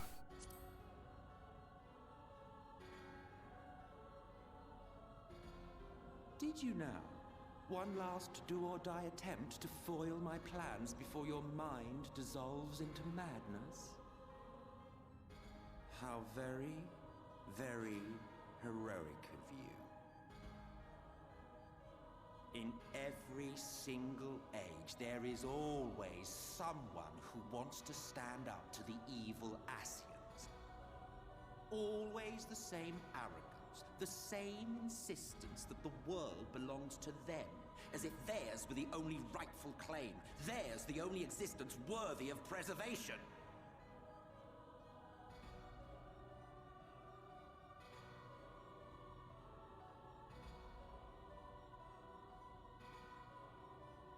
Even now, after everything, you refuse to see reason. You think it unfair that you are subject to suffering? That your lives will be sacrificed for the ancients? Look at me! I have lived 1,000 of your lives. I have broken bread with you, fought with you, grown ill, grown old, sired children, and yes, welcomed death's sweet embrace. For eons have I measured your worth and found you wanting. Too weak and feeble-minded to serve as stewards of any star.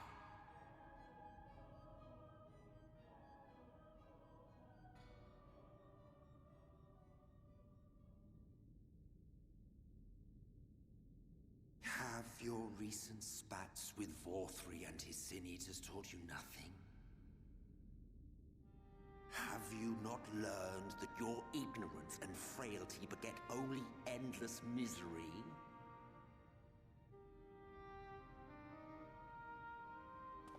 How long do you mean to perpetuate this farce?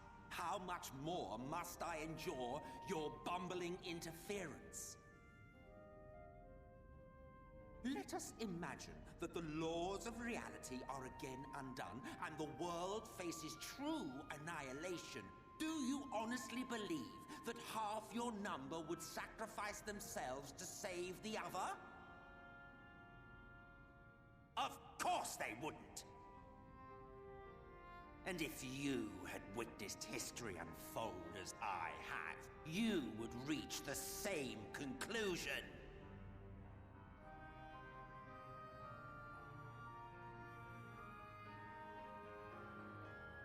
You cannot be entrusted with our legacy. I will bring back our brethren, our friends, our loved ones. The world belongs to us, and us alone.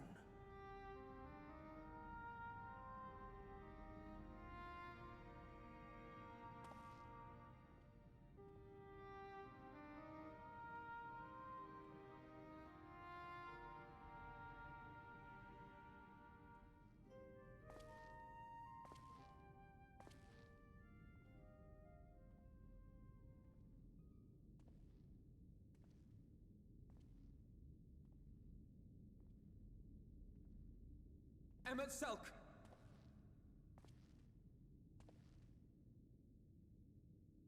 We understand, truly, but it makes no difference. The ones you love are in the past, while ours are here in the present.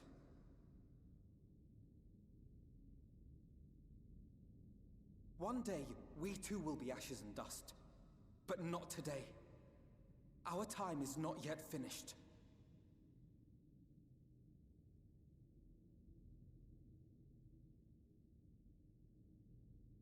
We share your conviction, and that is why we will not abandon our course.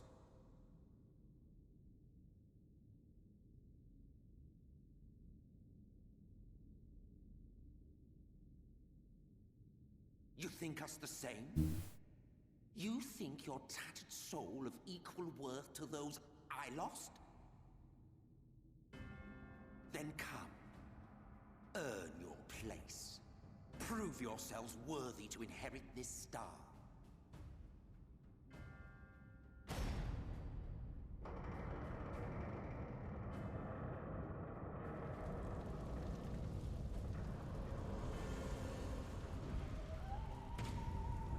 Behold the coming oblivion. 'Twas the end of our era and the beginning of our great work. A fitting backdrop for your final judgment.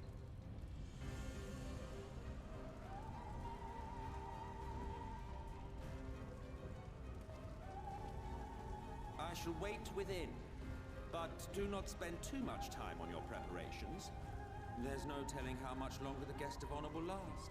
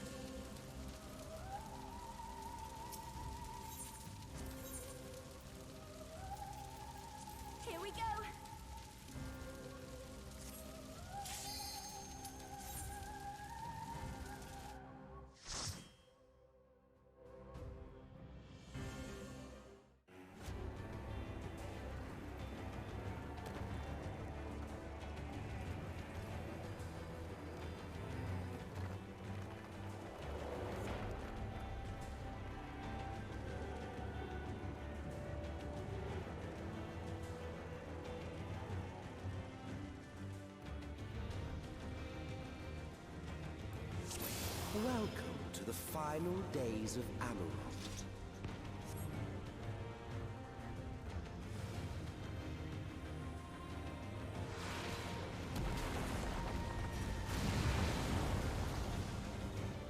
The fabric of our star began to fray, and the unchecked energies of creation begat malformed beasts.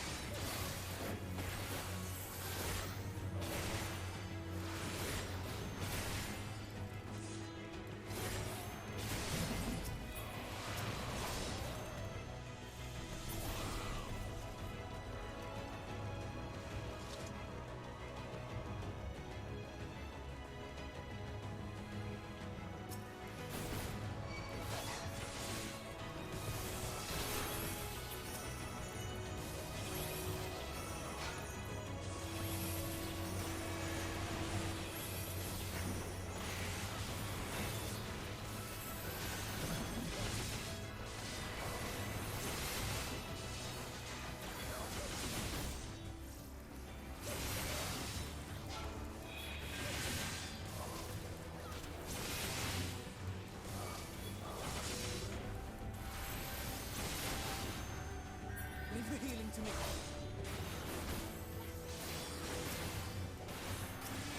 You underestimate me.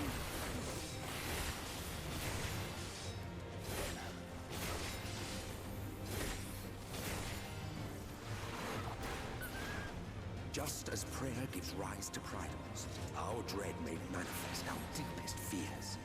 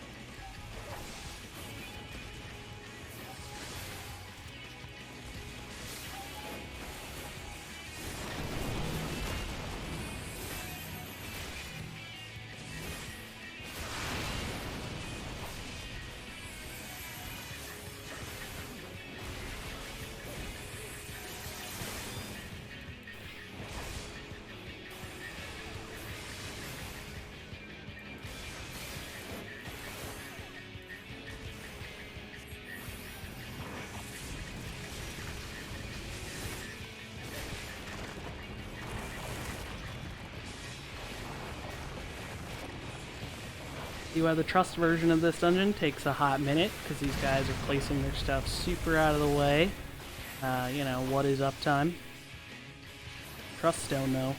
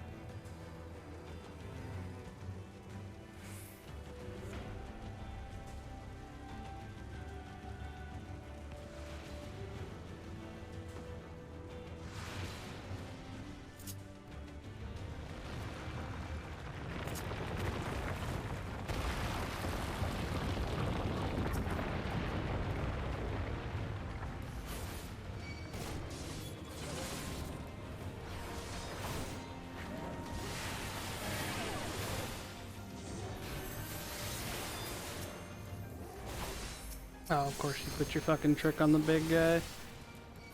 Eh, well.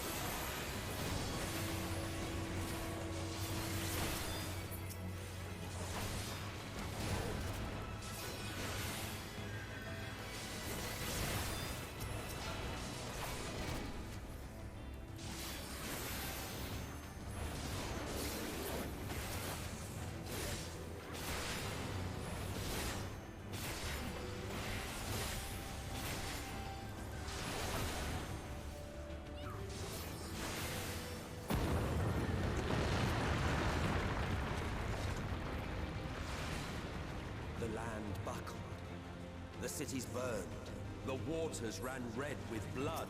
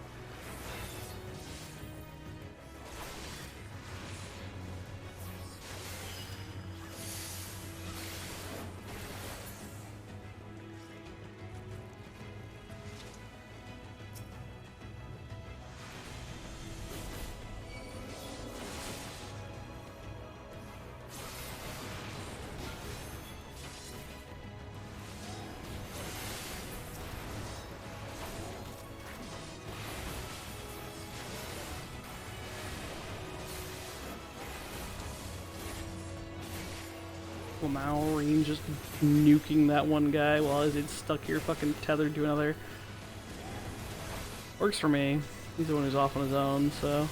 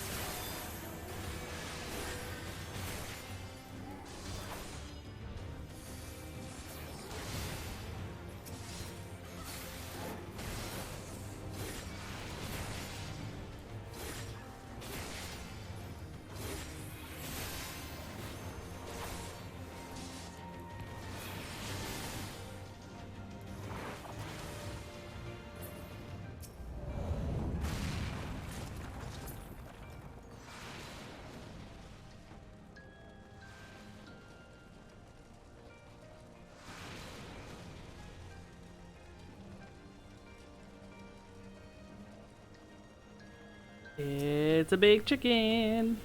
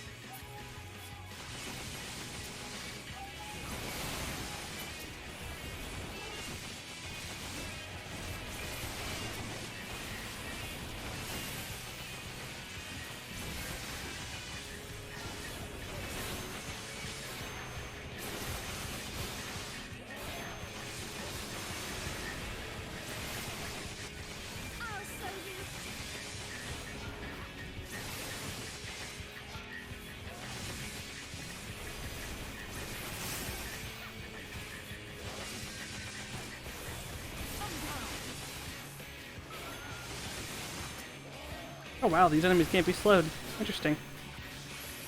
Neat.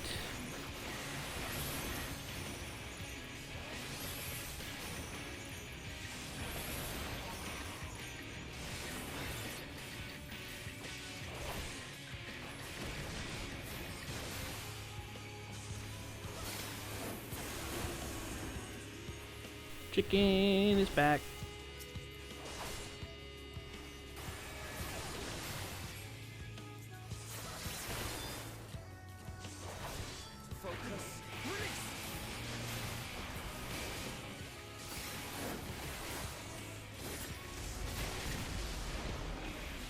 Yet this is far from the worst of it. Come, and I will show you.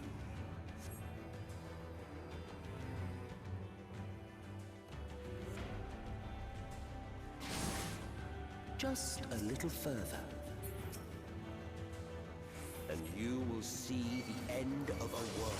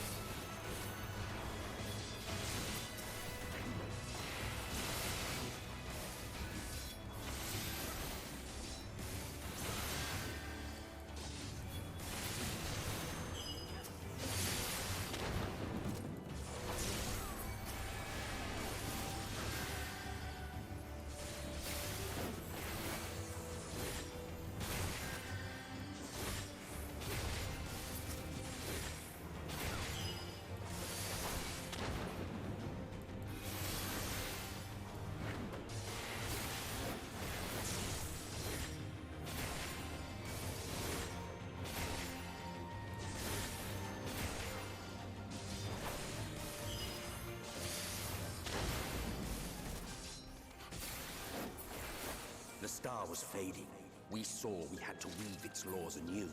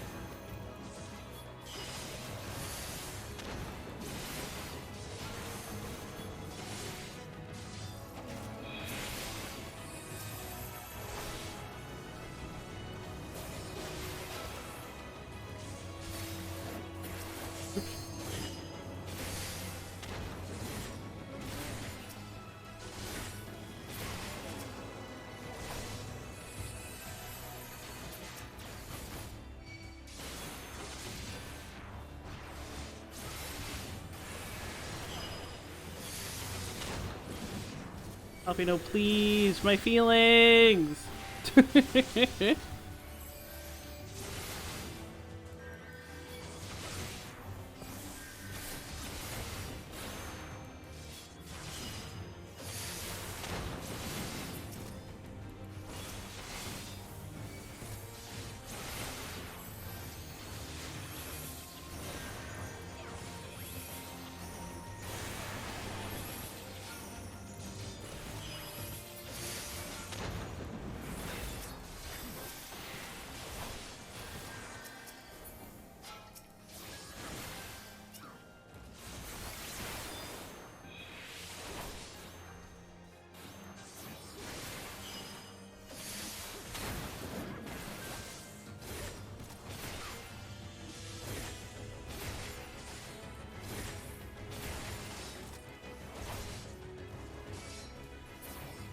But between us and our goal loomed a final miss for Queen.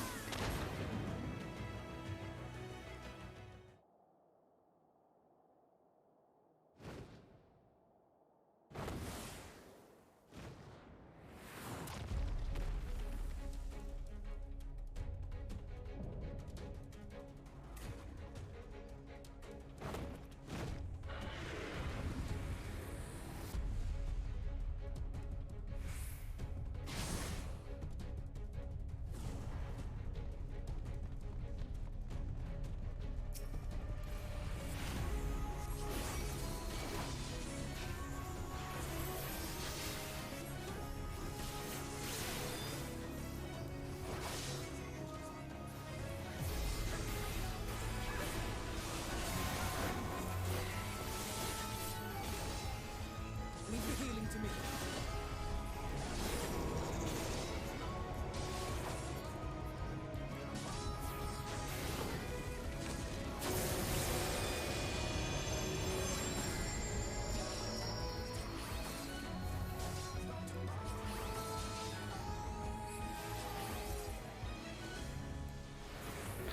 Oh, that did hit. Okay. I thought it didn't hit for a second.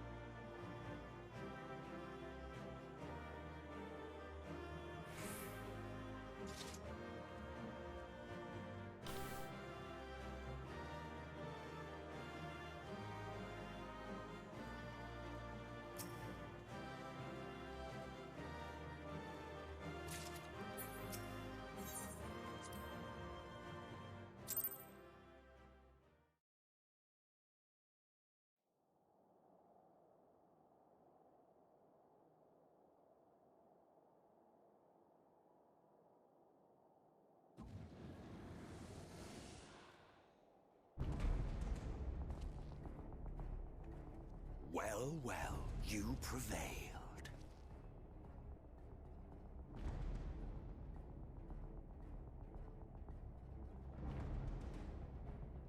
Nevertheless...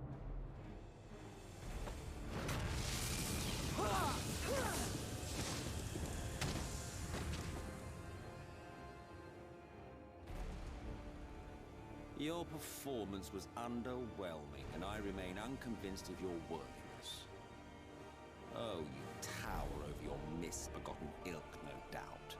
But should I bring my full strength to bear, well, you would be as leaves in the wind. The gulf between us is a reflection of the disparity between the world as it was and what it has become.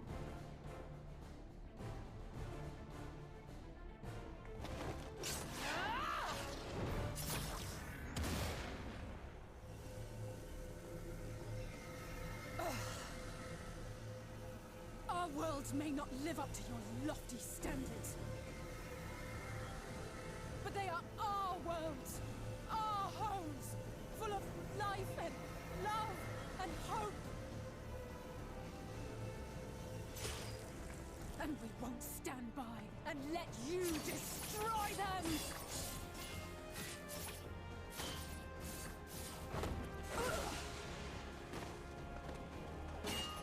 Alize! You are a mistake. For we who have known perfection, the shattered source and these shards are ghastly mockeries of the true world. The ephemeral lives you exalt are pale imitations, utterly devoid of meaning.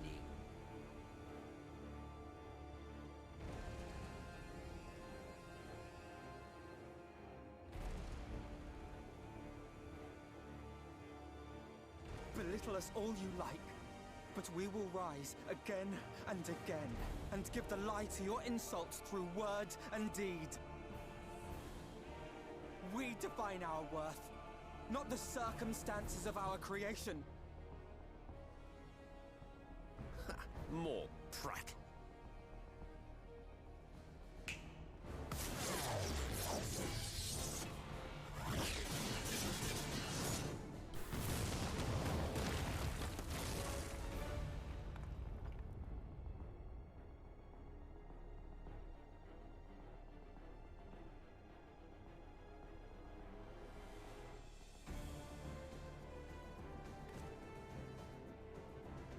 Fool, who are you?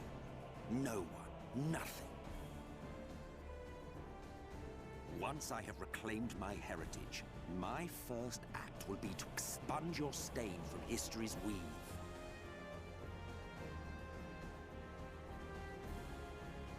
My world will have no need for heroes.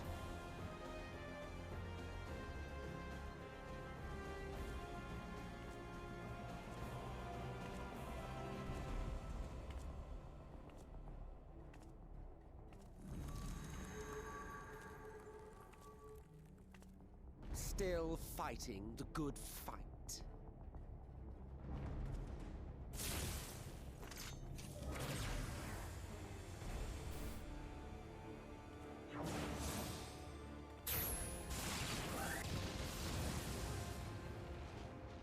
It is true that all we hold dear is fated to fade away. But that is no reason for us to forsake it. To take what steps we may, and thus mark the road for those who would follow. To strive for the best of all futures. Be this not also thy purpose?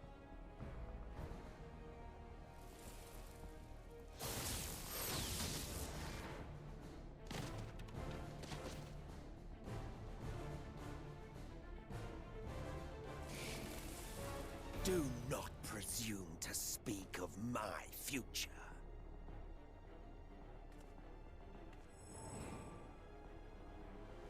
And you? Why waste your final moments in futile defiance? Weary wanderer, you've no fight left to fight. No life left to live.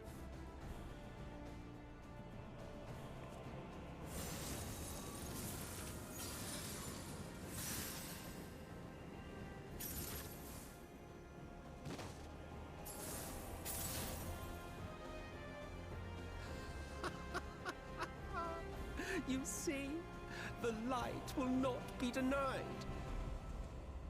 Surrender to your fate, and let the transformation take you. Rise up in madness and fury. Devour the vermin infesting the land which is rightfully ours.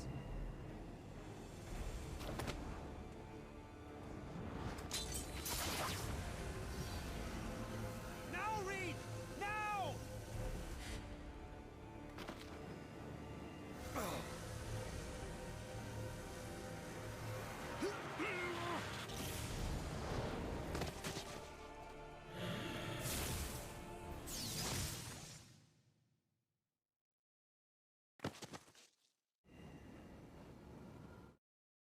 Fight it.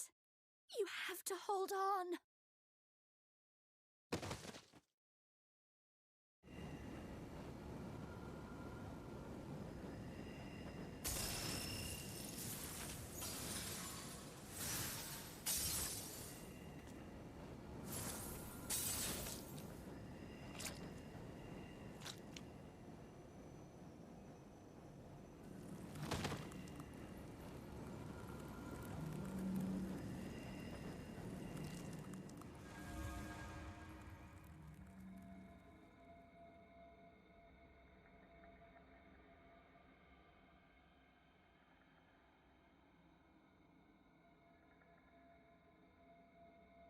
If you had the strength to take another step, could you do it? Could you save our worlds?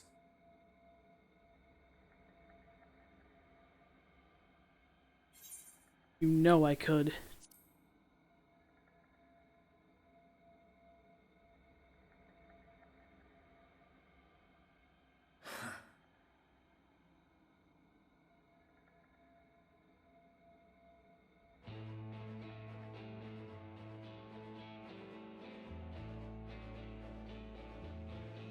Take it. We fight as one.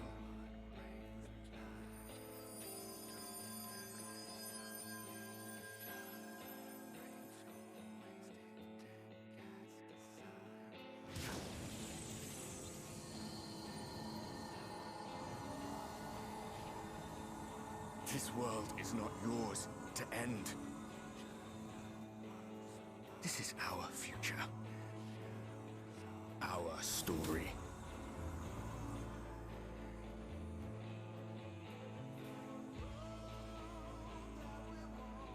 No, it can't be.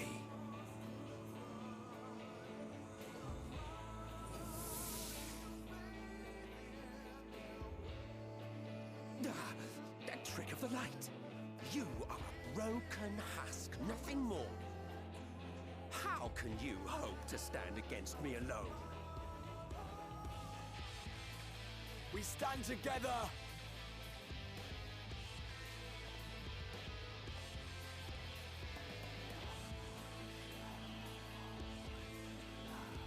How... I'm surprised you can stand at all. I could not well leave matters half finished. Let expanse contract, Eon become instant.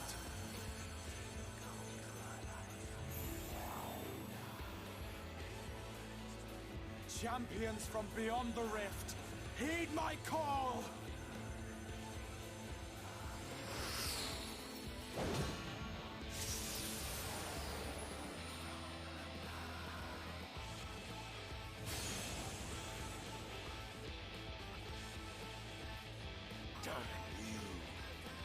Damn you all!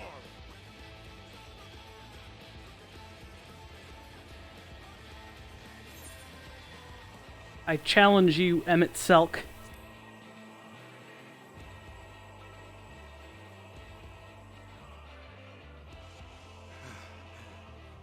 Very well. Let us proceed to your final judgment. The victor shall write the tale, and the vanquished become its villain.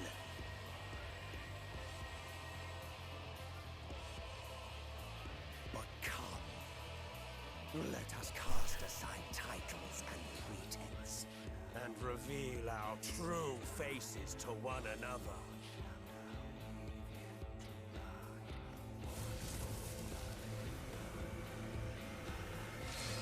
I am Hades, he who shall awaken our brethren from their dark slumber.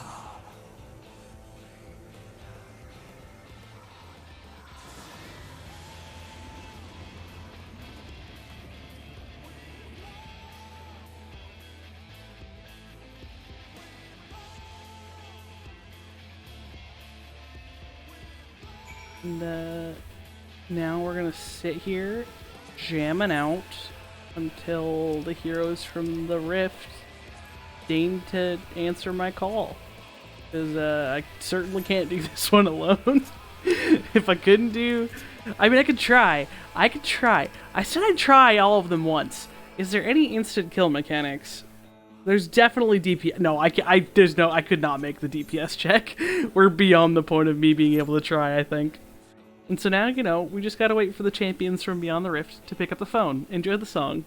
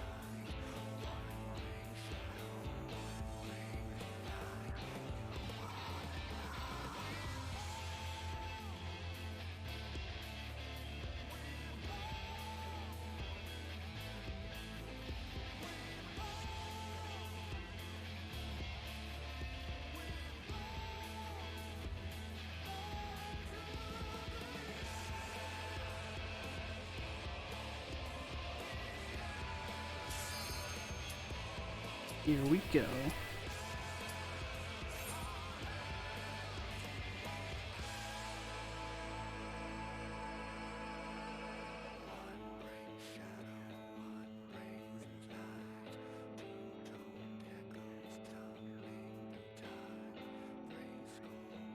Healers from Beyond the Rift fell asleep in queue.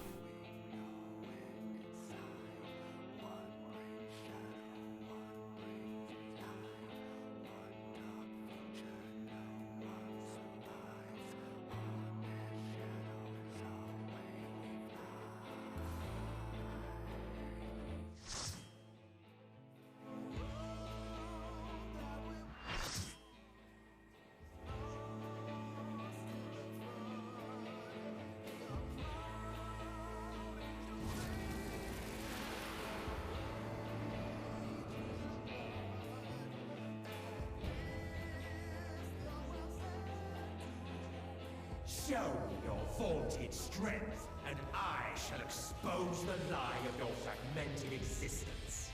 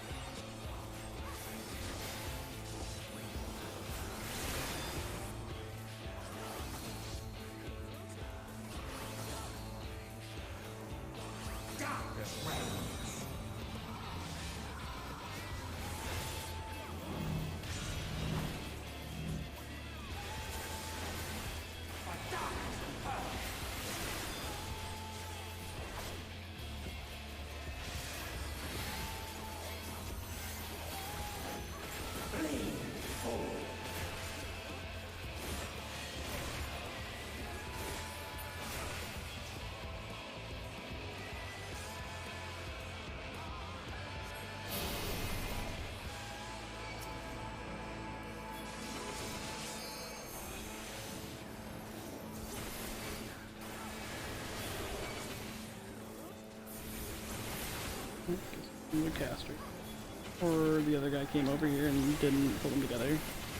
Guys, just fucking pull them together! Liz!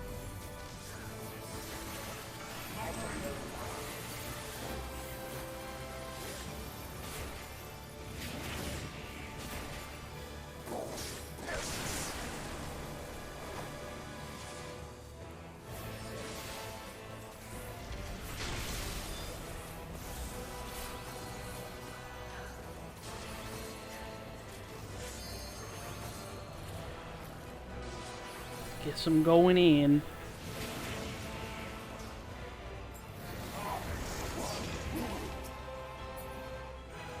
God, that suck.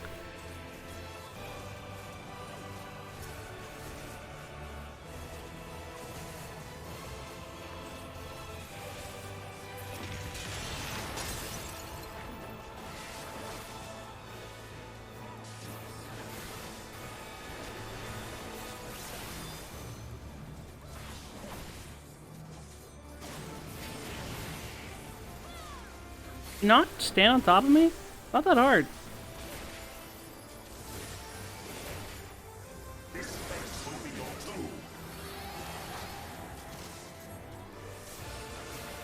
Guys.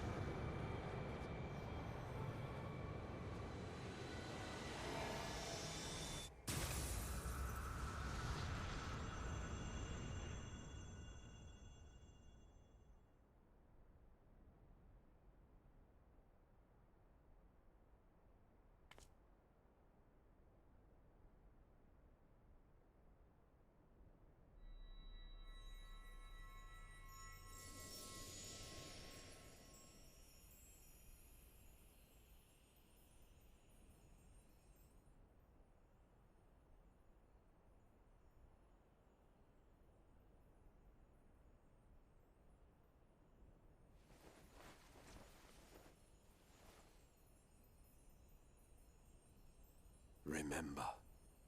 Remember us.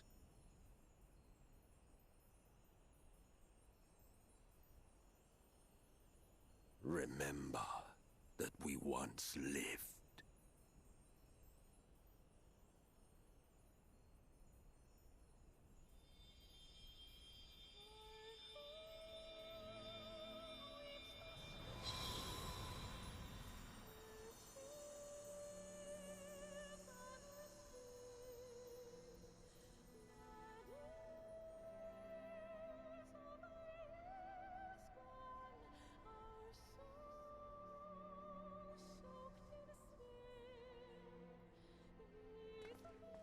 It's over.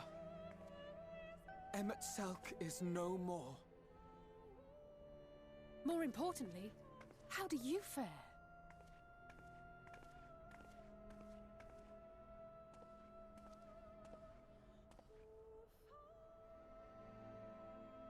What dost thou see? Her ether. It is as it used to be. As a disciple of Zodiark, the Ascian was the darkness to your light. I can but assume that when you set your strength against his, the light within you was spent. No, it's more than that. Under the strain of that incredible flood of ether, your soul had begun to break apart, yet now it seems somehow restored.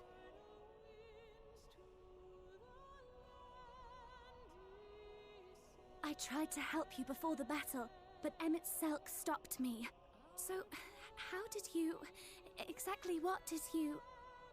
Can you tell us what happened?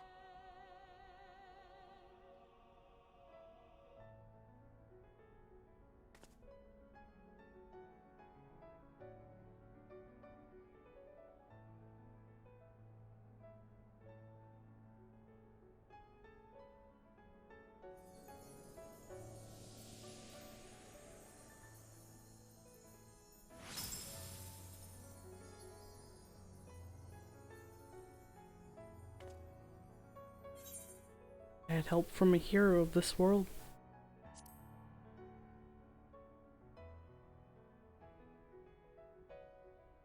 I see.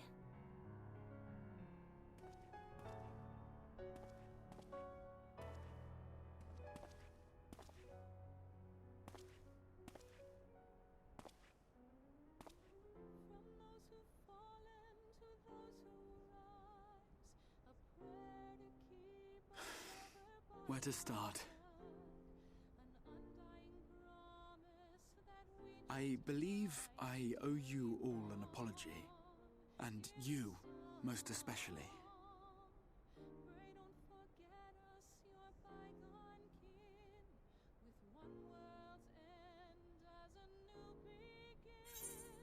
It's good to see you awake, Grahatia.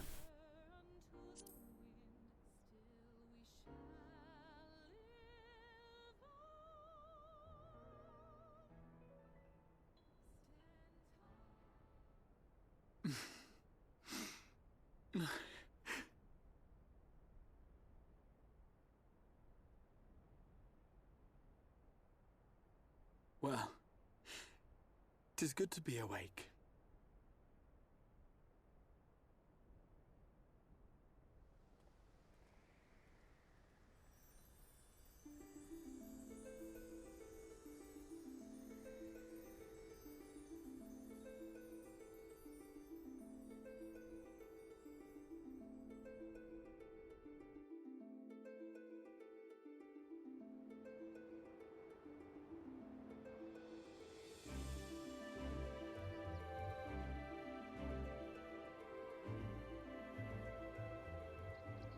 So, those mad souls dove straight into the ocean over there, did they? All I could see from here was the whale, Master Chai.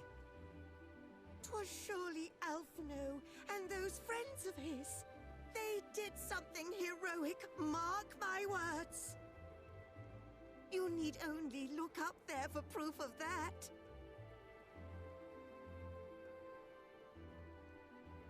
As you say, my love. They're sure to be back any moment now. Any moment.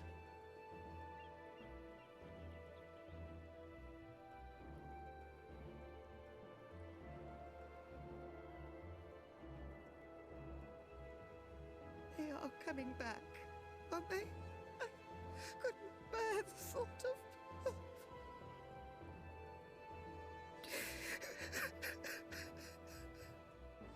There, dear. Everything will be all right.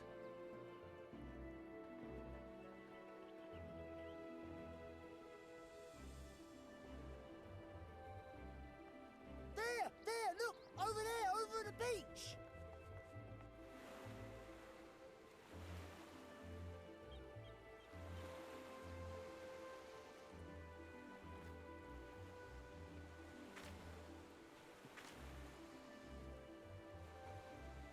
Ho there! Greetings! You all right? Welcome back!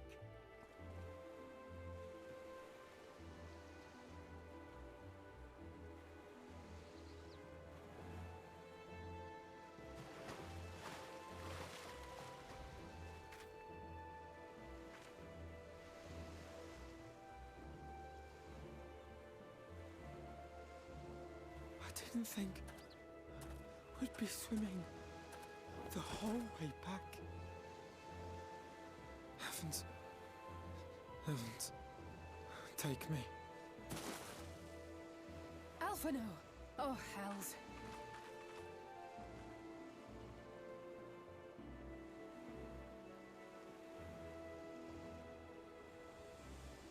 Wait!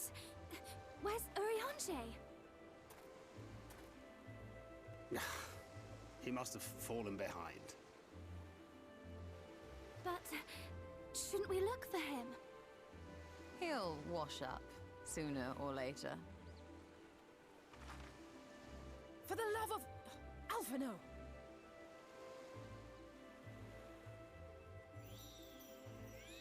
Welcome back, dear ones!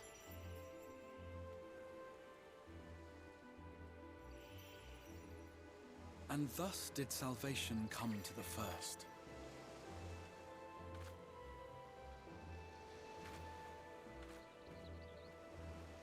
The lamps of Amarot will fade along with Emet-Selk's enchantments, and the depths shall be as once they were.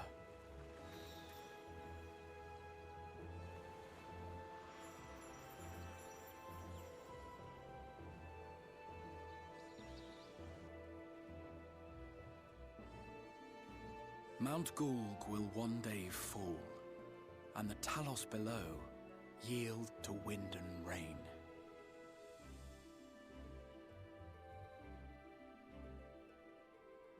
This tale, too, will fade with time, passing into legend as the world heals and moves on.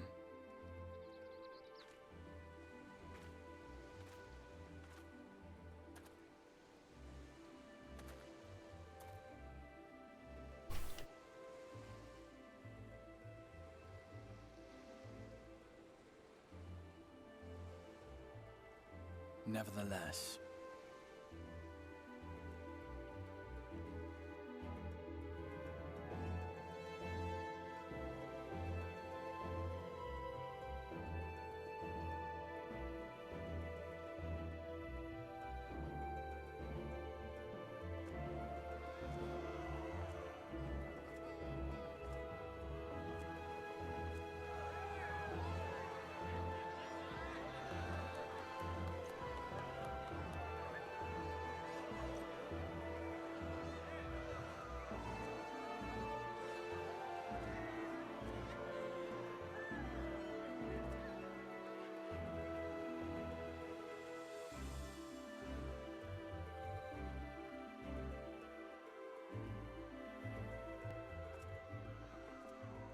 as ether obeys the cycle, as death and decay gives way to new life,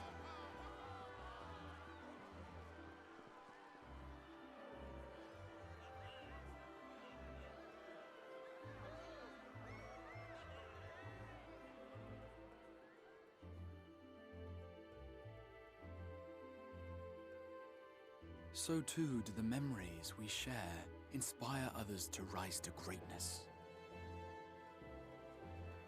For we who walk before may lead those who walk after.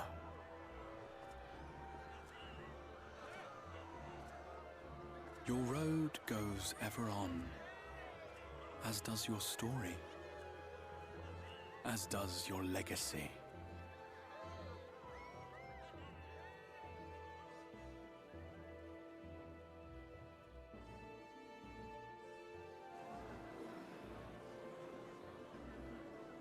Such is the hero's lot, to touch the lives of countless others.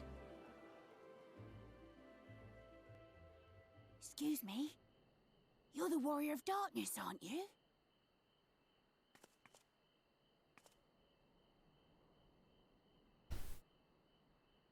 Where are you from, really?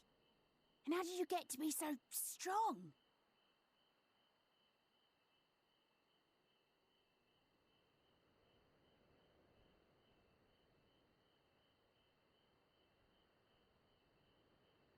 It's a secret.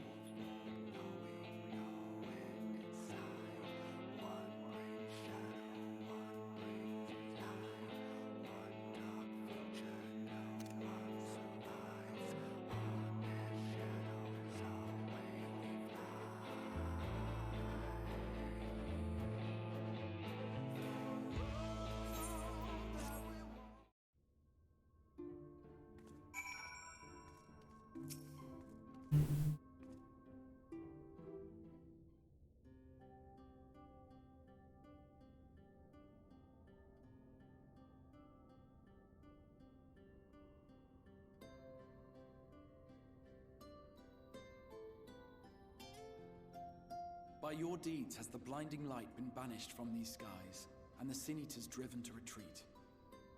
Although our many hurts will be years in the mending, I have faith that this world and her people will one day be whole once more. With no rejoining in prospect, the Source need no longer fear the coming of an 8th umbral calamity.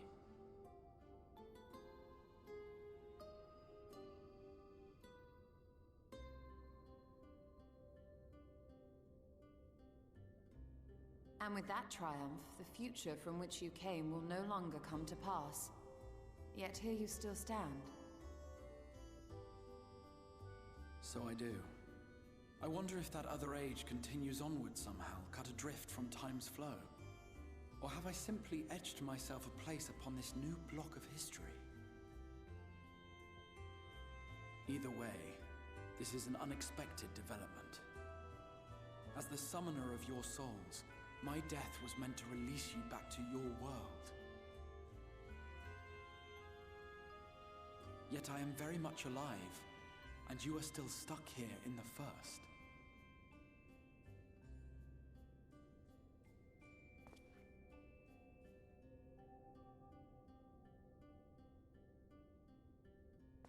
I believe I speak for us all when I say that we are happy to postpone our return if it means your life is spared. We will seek out another way.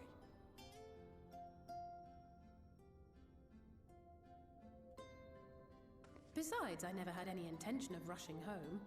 There are people here I still need to thank, and this means I might actually have time to do so.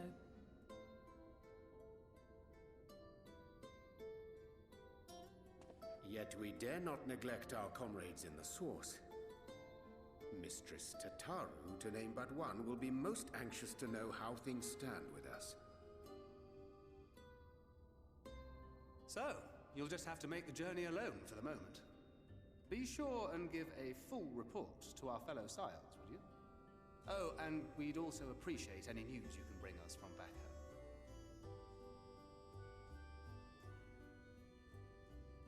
Then I see no reason to delay. I can open the path from here.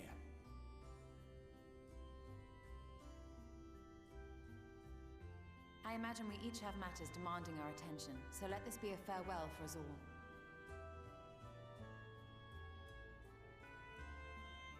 Send word when you've resummoned our friend.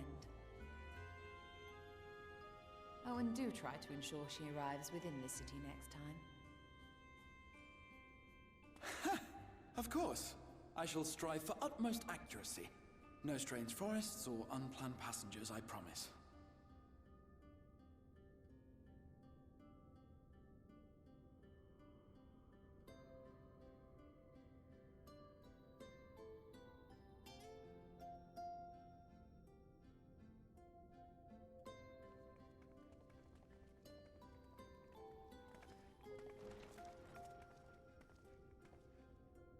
I'm a little relieved, to be honest. I would have been terribly lonely if everyone had suddenly disappeared.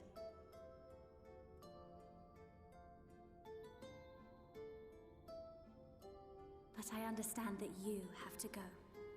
Safe journey, warrior of darkness. I hope to see you again soon.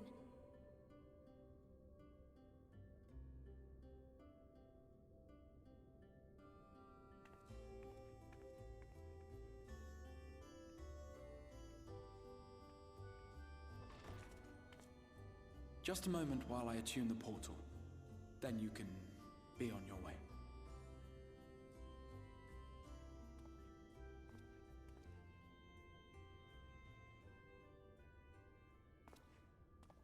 When I was a boy, many long years ago,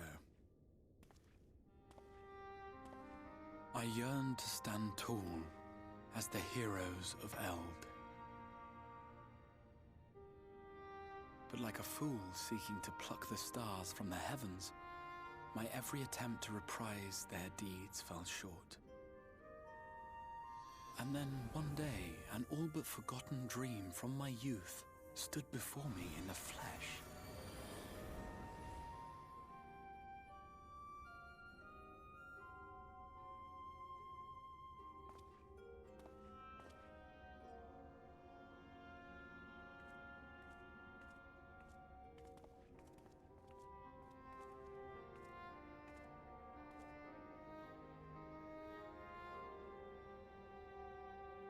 A hero who looked at the horizon and beyond and saw I knew not what. All I knew was that I would give anything to stand at that hero's side.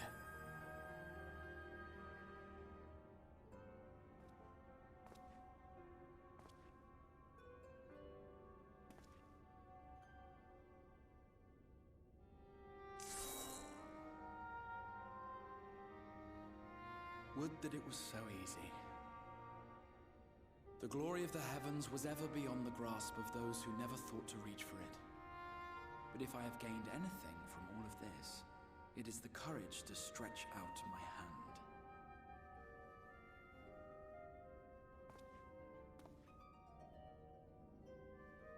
Do you hear me, Grahatia? This is no time for sleeping.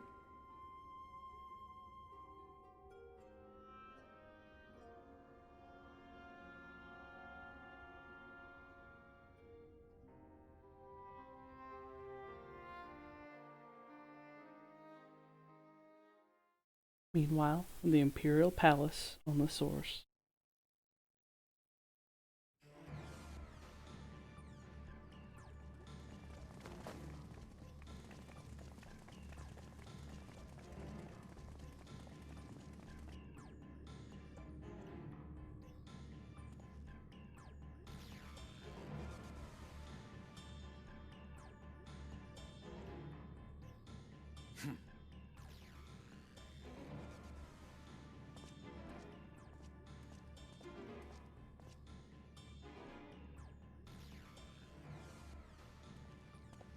To the West Gate.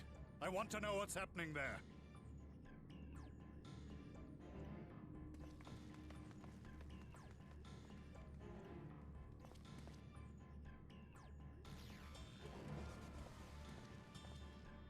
Same as the others. Struck down with a single blow. An unfortunate day to draw guard duty.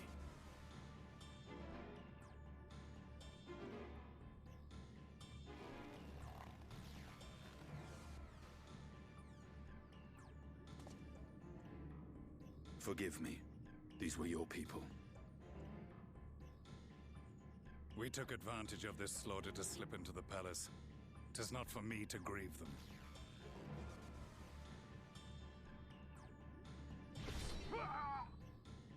That was the Emperor!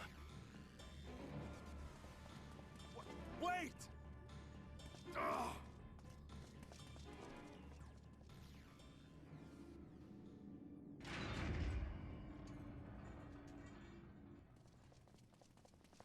Your Radiance!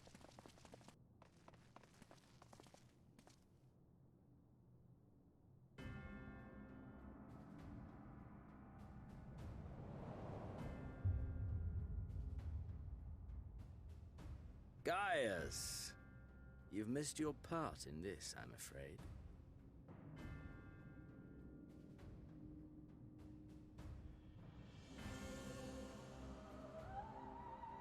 Identify yourself, demon!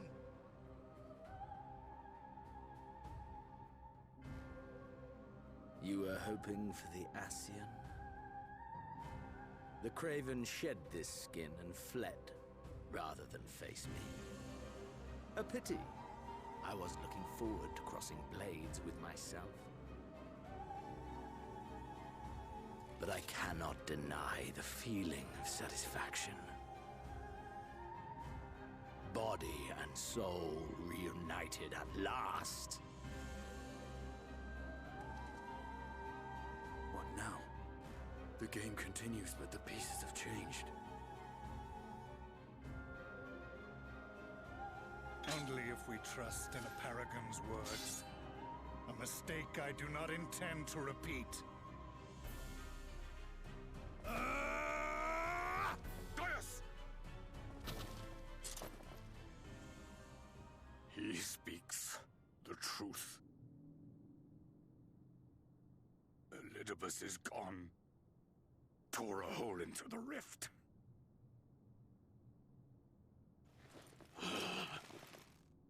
Xenos, my foolish, greedy son. Was a second life not enough?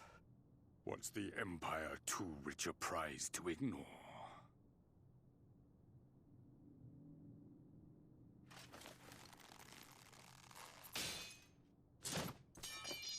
True freedom for our nation, our people, will never be won by a spoiled princeling. The burden of this throne is beyond you.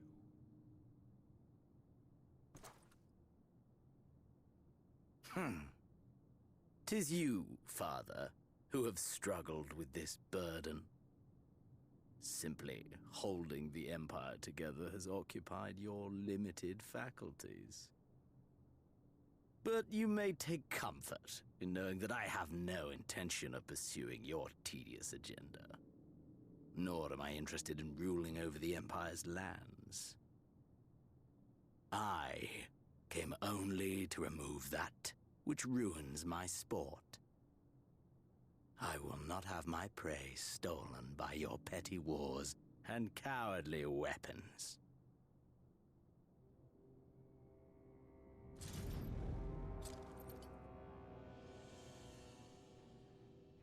You would kill me just for that.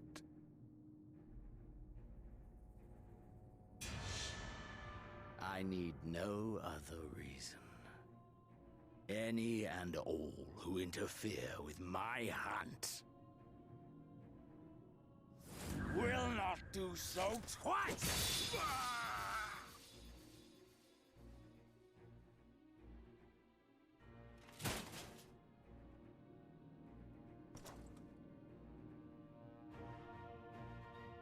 I heard the Ascians speak of Zodiac and Eidolon. Even the will of this star is but a construct of our own making.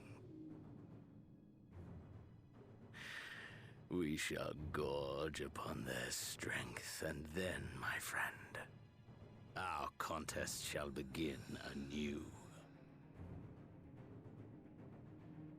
Xenos!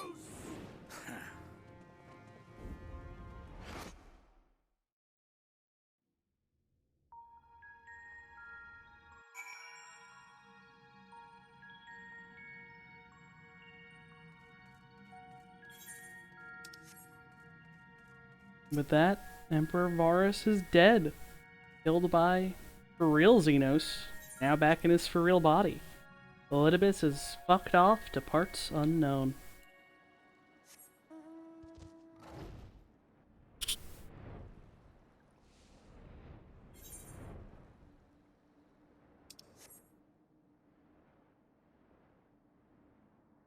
We are returned to the source. Look at B rank.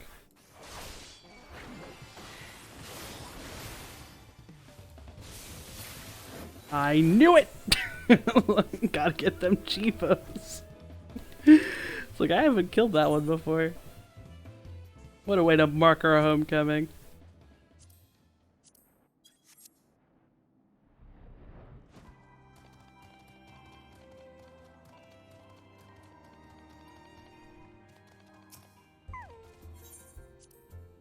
Hey Tataru, I got news. Friend's still stuck, but you know, we saved the world. That's pretty cool.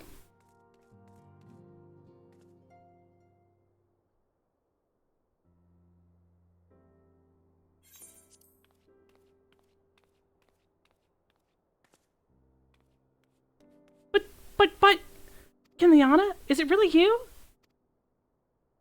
Hit me. But how? When? We didn't think you'd be back for ages. Time moves in mysterious ways.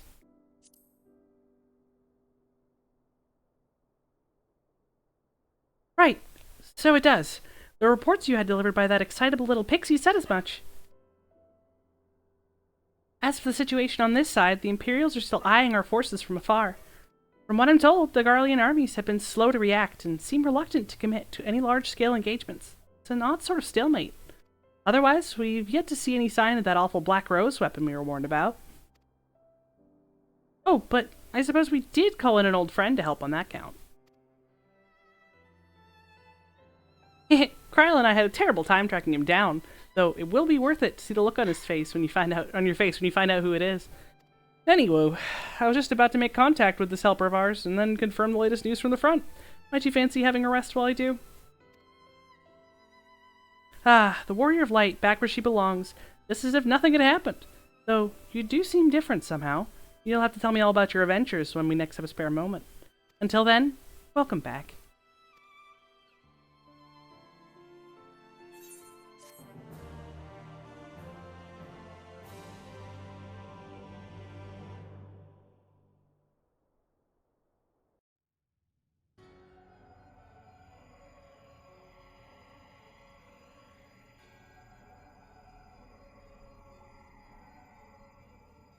Oblivion has claimed him.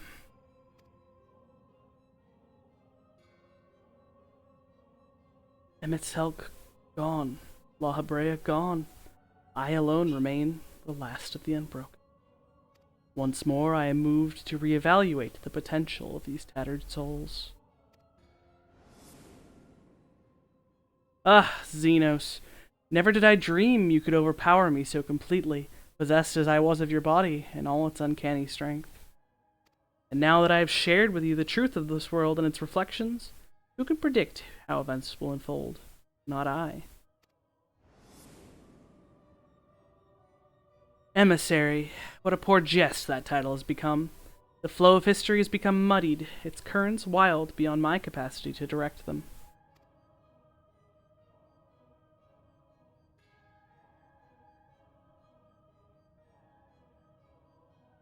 You have wrestled the advantage, Heidelin. The thieving hands of your disciples tighten their grip on our star. The origins of this world remain hidden and its inhabitants ignorant of their broken existence, just as you and your creators desired. They celebrate the gift of imperfect life, uncaring, unknowing, as we weaken and fade.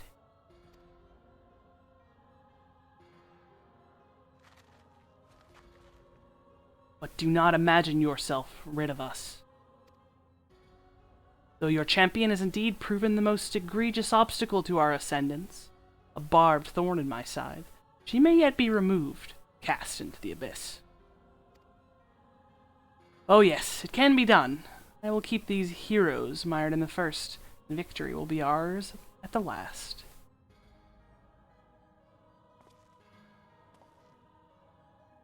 warrior of darkness now, are they? Then their fate is decided. They shall meet the same end as those who came before, death at the hands of warriors of light.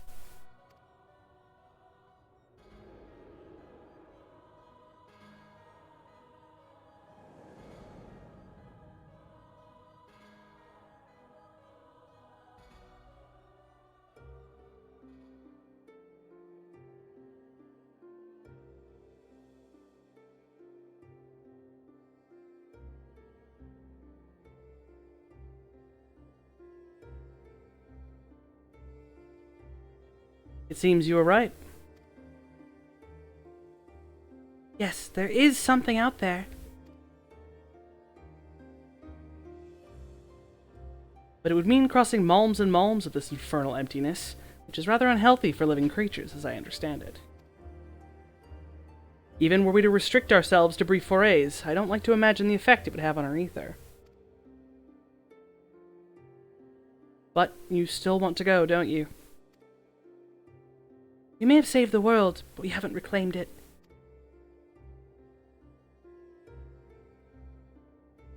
Ah, when you put it that way.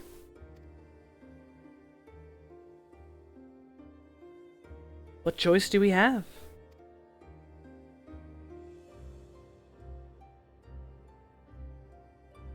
Well, of course I'm going with you. That's what family's for, isn't it? Come, let's head back and prepare for this mad journey of yours. Thank you, Thancred. The beginnings of the Eden raid tier. Be replayed at a later date.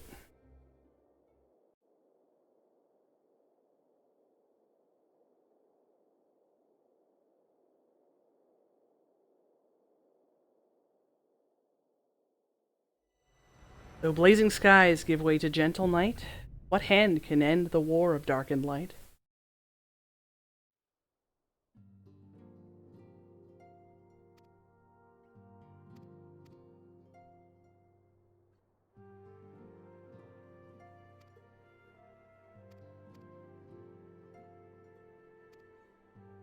Shadowbringers Part 2, done.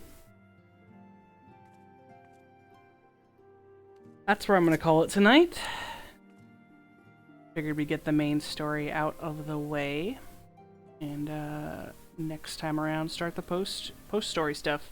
Shadowbringers has a lot of post-story stuff. And honestly, I don't remember all of it in perfect detail. So it'll be good to play through it again. Yeah, I was very sporadic about doing the post-Shadowbringer stuff when it was relevant. But yeah, that's it from me. We did it. Shadowbringers, I think, is still... Endwalker and it are very tied. Very, very tied. But Shadowbringers just holds a special place in my heart. That's gonna be it for me. Have a good night, guys.